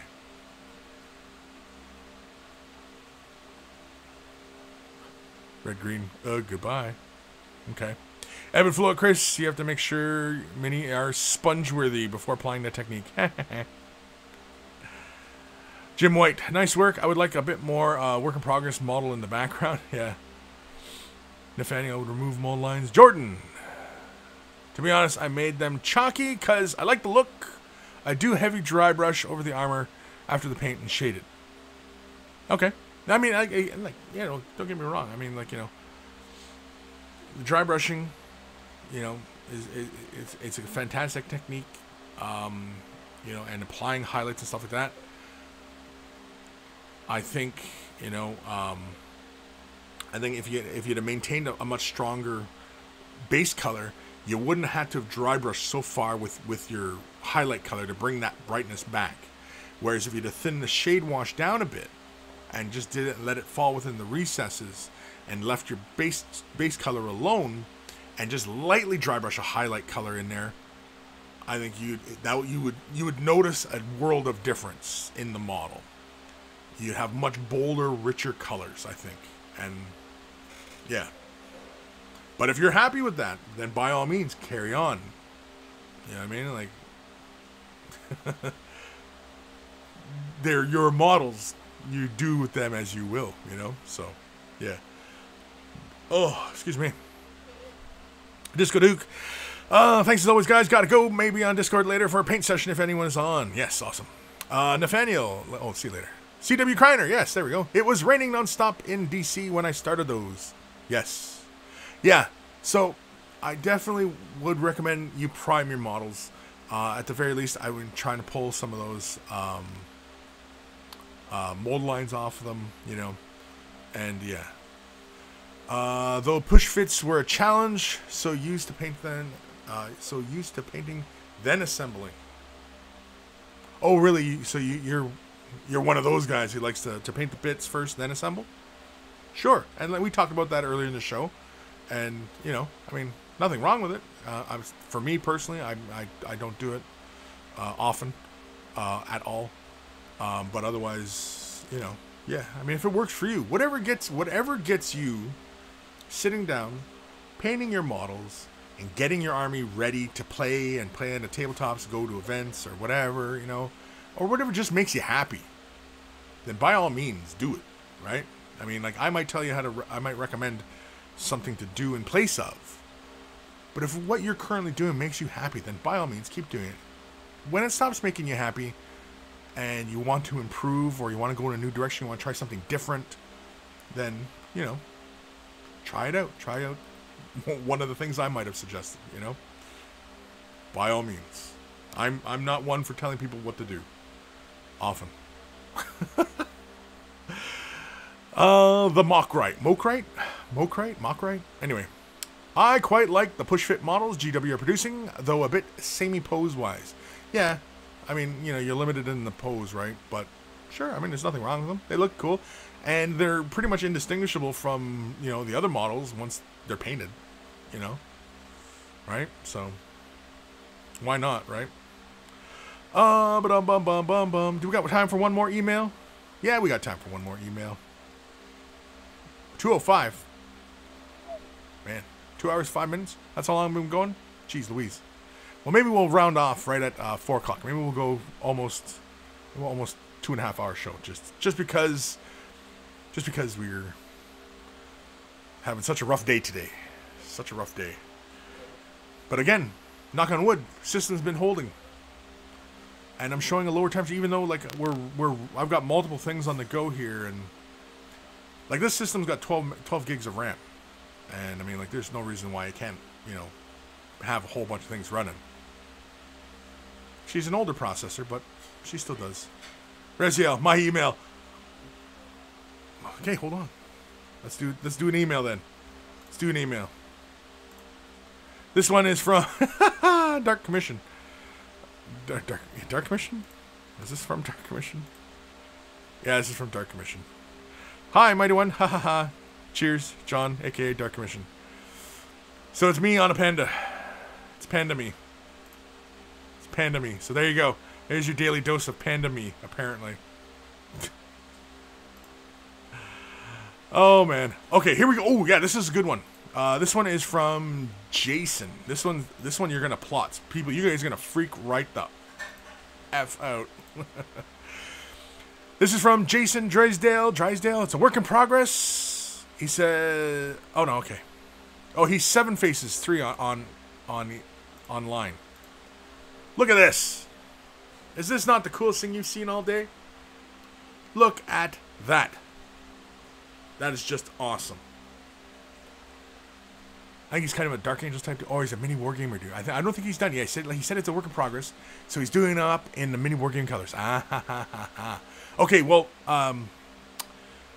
okay, Jason, if you're listening to this, and we're all intently studying your work, as it's very very cool. I'm sure you've probably heard me say it many times before, but if I was a Space Marine, and if I was a Space Marine in the mini wargaming chapter, I definitely would be one of the Stern Guard. So, if you had an idea, by all means carry on. But if you were kind of stuck for what kind of Space Marine to do, or you know where to go, I'd be a Stern Guard. That's what I'd be. Definitely. But I like that though. It's way of the brush on the gun and just, you know, I like it. I like it a lot. It's really fun. I can't wait to see the finished product when he's done. It's going to be awesome. Thank you, Jason, for sending that in. And when he sent it in, I immediately sent him a response because I was already just kind of, wow, you know? So, yeah.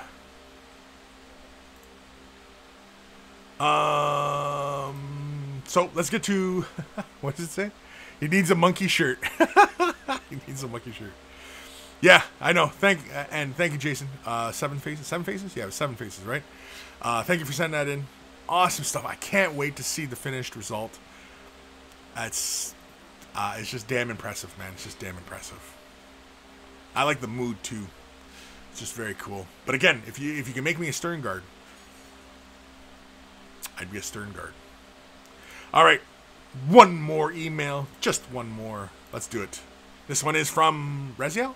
I think this is Reziel. Yeah, it's Reziel.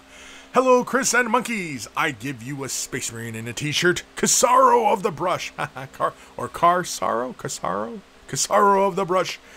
In all seriousness, I really rushed this guy. He was pieces of drummed out metal in my bits, and then with a bunch of green stuff at 1 a.m. and quite drunk, he was a walking body in arms.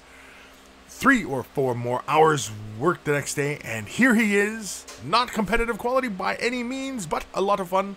Hope you enjoy. Reziel. And now look at this. You guys ready for this one? Boom. Look at that.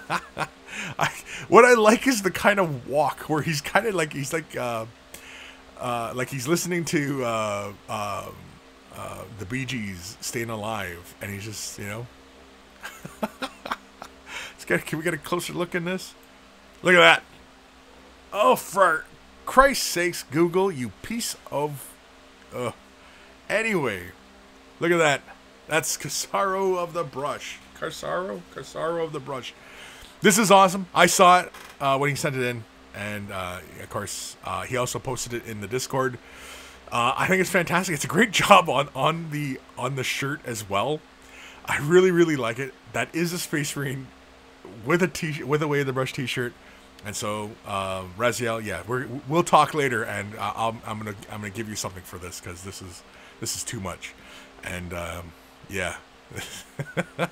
So if you only spend a little bit of time on it, feel free to spend a bit more time. I think like if he's done as is, then never mind, he's done. But yeah. And I like. He's already got like the mustache and chin hair. I'm not quite bald, but he's got the top knot. So I know a lot of people out there have recommended that I if I was doing a Space Marine suit, I should do white scars, mainly because of the Asiatic look, I'm sure, with the facial hair. But you know, yeah, really good work on the way of the brush, like the lettering. Like that's just really good. That's some really good freehanding. And it's really good. I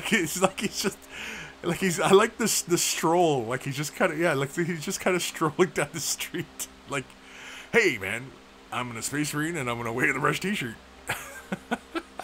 What are you doing with your life? It's too bad we couldn't put a pair of glasses on him or something, eh? Or made that mustache stick out a little bit. Damn, that's too much though. That's really good, man. That's really good. Yeah. We're definitely gonna have to settle up, and you definitely win a prize for this.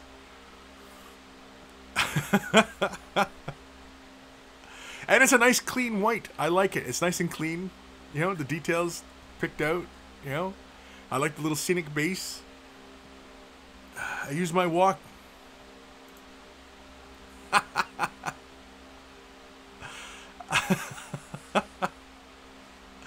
That's really good freehanding, man. That's really good. Oh, is that the last picture? That's the last picture. Well, burn that into your brains, kids. Burn that into your brains. Oh, I don't have a scar above my eye. Oh, well. I also don't have a top knot either, but, you know. I think we'll survive. Oh, shoot. I think I had the wrong angle on that. Oh, damn it. I did too. Oops. There we go. There we go. Yeah. Oh, man. Look at that. Soak it in, kids. Soak it in.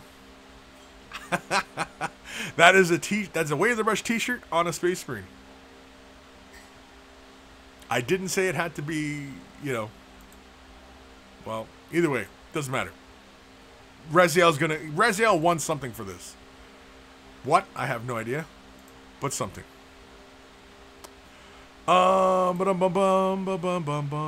Real quickly here, I'm just gonna look at the chat. Raziel said there's a bit more I can do on him, but if you want me to send it out soon, I'm in no rush. You send it whenever. We'll talk later. Well, actually, yeah, I'll send you an email. We'll get the conversation rolling. I'll send you an email. I don't know. Again, we'll work it out. You're gonna get something. Cause that's too funny.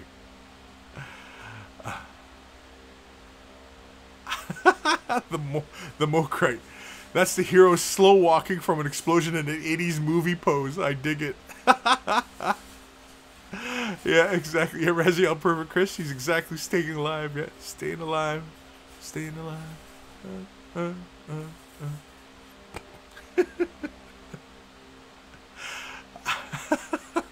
It's good, man. It's good. I like it, man. It's good. One more email.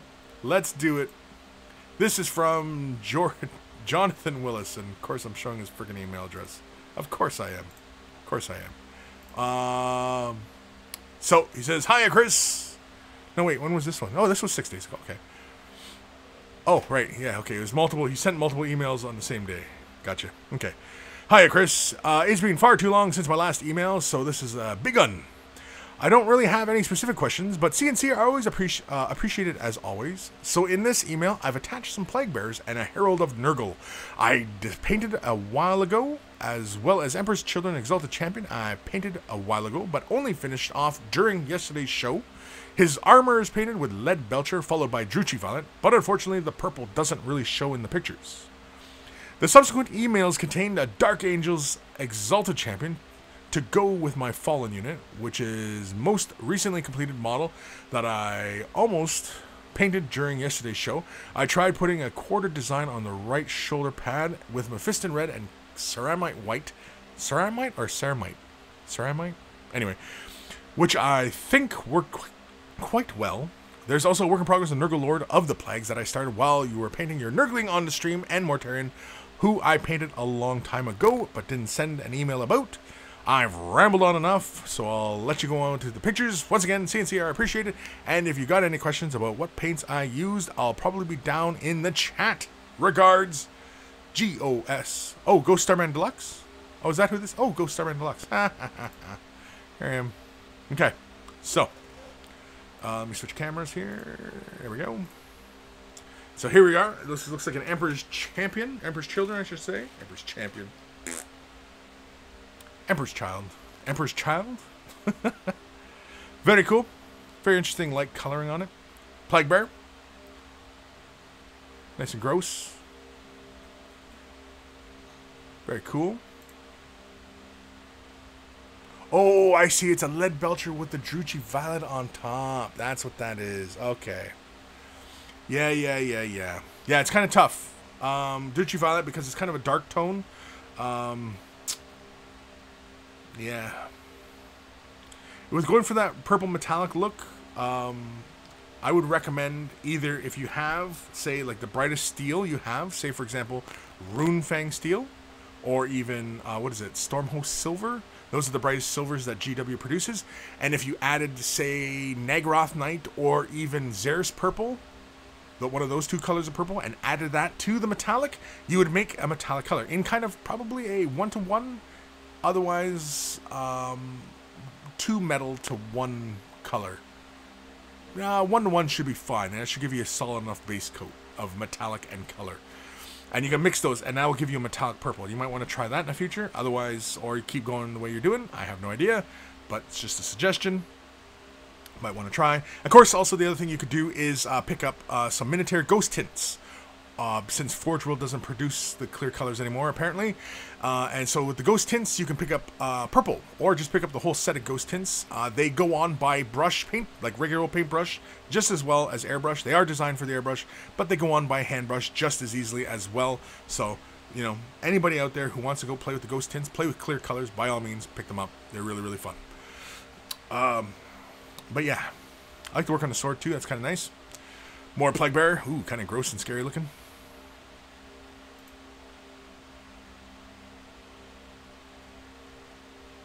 Very cool. Oh, that's it for those pictures. Okay, so second pictures. Okay, here we go.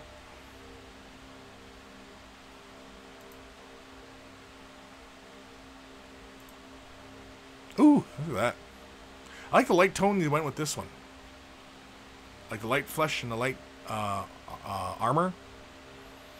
Has like, it almost has, if anybody's familiar with like the old style that a lot of painters used to do way back when on GW models, where they basically were painting in varying tones of this cream color.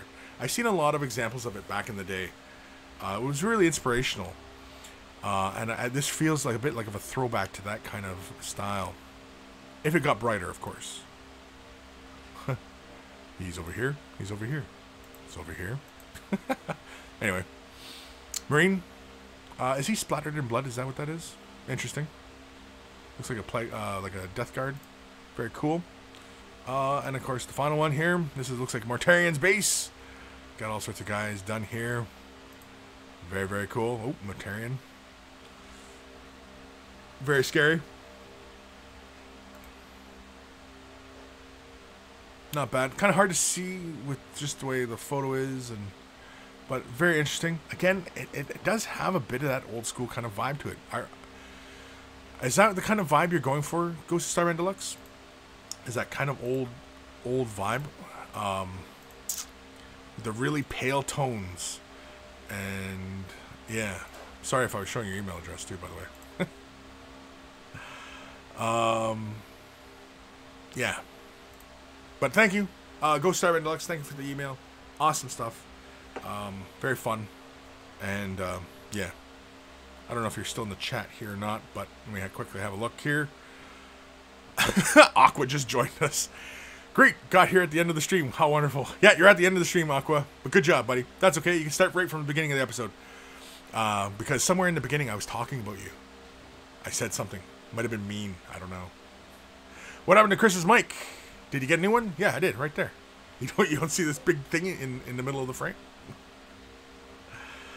Dark Commission, Chris, did you get the email I sent today? Yes, I did. And we will get to it next week. Maybe. Oh. Yeah. Let me see here. Ghost Summer Deluxe is in here. Yeah. He was just answering, buddy. And yeah. Okay. All right. So no other things are pressing. Aqua, it's a Blue Yeti. Yeah, it's a Blue Yeti. I picked up a Blue Yeti. It's the whole package where you get the arm and the shock mount and the mic. Anywho, I think it's the end of the show. I think we're done. If you're brand new to the hobby, you want some help with the color scheme, or you just want help with the paint job, or you have some burning questions on your brain, do not be afraid to ask. I welcome any and all questions. There are no dumb questions. Send them to Kris. Oh, if you're attending live, you can ask them here. Of course, you can send them to Kris@miniwargaming.com. It's in the description below. Of course, you can join us on wayofthebrush.com. It has links to all the social medias, such as the Twitters, the Instagrams, Discord, the Facebook page. It has links for everything. Everything. Even if you forget what URL or whatever that to catch Way of the Brush on either Twitch or YouTube, there's a page where both of these should be playing. Also, Way of the Brush t-shirts. If you want to support the cause and also look like a connoisseur of all that is good and holy in this world, they're wearing a Way of the Brush t-shirt. And of course, if you get me a picture of yourself in your Way of the Brush t-shirt, I'll be putting it in the Monkey Shrine. I want everybody who's purchased shirts to send me pictures of themselves. Please, please, please, please send me pictures of yourselves in your shirts. And of course, anybody who gets me a picture of a Way of the Brush shirt on a Space Marine. I'm talking about the big physical Space Marines now. Get me a shot of that, and I'll give you a prize. Rezio won a prize, but that's kind of a grand prize. I mean, well, I guess it's because Rezio did spend quite a bit of time on it. Well, he didn't spend a lot of time on it. He told us how much time he spent on it, but it was the effort. It's the effort. Doesn't matter how much time you spend. It's the effort. And so, yeah, Razio's going to get something. What? I have no idea, but it probably should be just an army box. I should just get him a get started box anyway, right? Right? It's probably what I should just do. It's probably the right thing, right? Of course, you got to ask yourself, what would a Sith Lord do? Like I said, I think it was last week, I was talking about Star Wars. I said, no bigger nerd here, right? Try not to knock all my shit over here in my office. Anyway.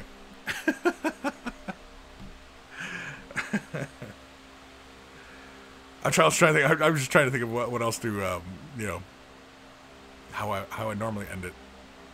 How do I end this show? I usually have a catchphrase, don't I? What was that catchphrase? Take care of your brushes.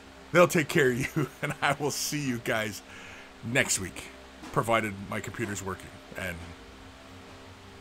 everything else is working fine. And I don't know. I think it's time for Kris to get a new. It might be time to get a new system. Or I'm hoping that maybe it's just my video card, because I can easily replace that. Or the memory. If it's the memory, I have to track it down. I have to track down this problem. Right now, the computer is showing everything is fine. I don't know. Anyway, any other last comments in the thing? Aqua is out with my girlfriend. You were out with your girlfriend. Well, that's fine. Yeah.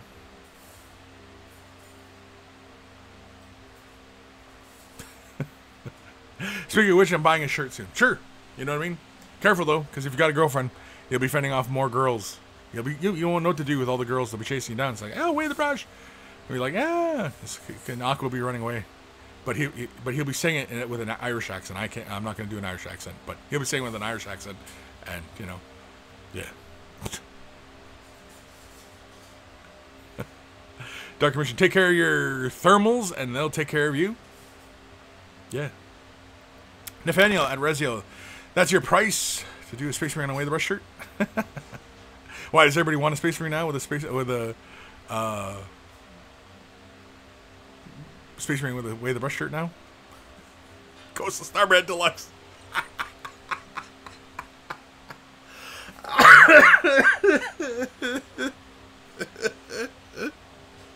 And I think that on that comment, I think we can't go any further.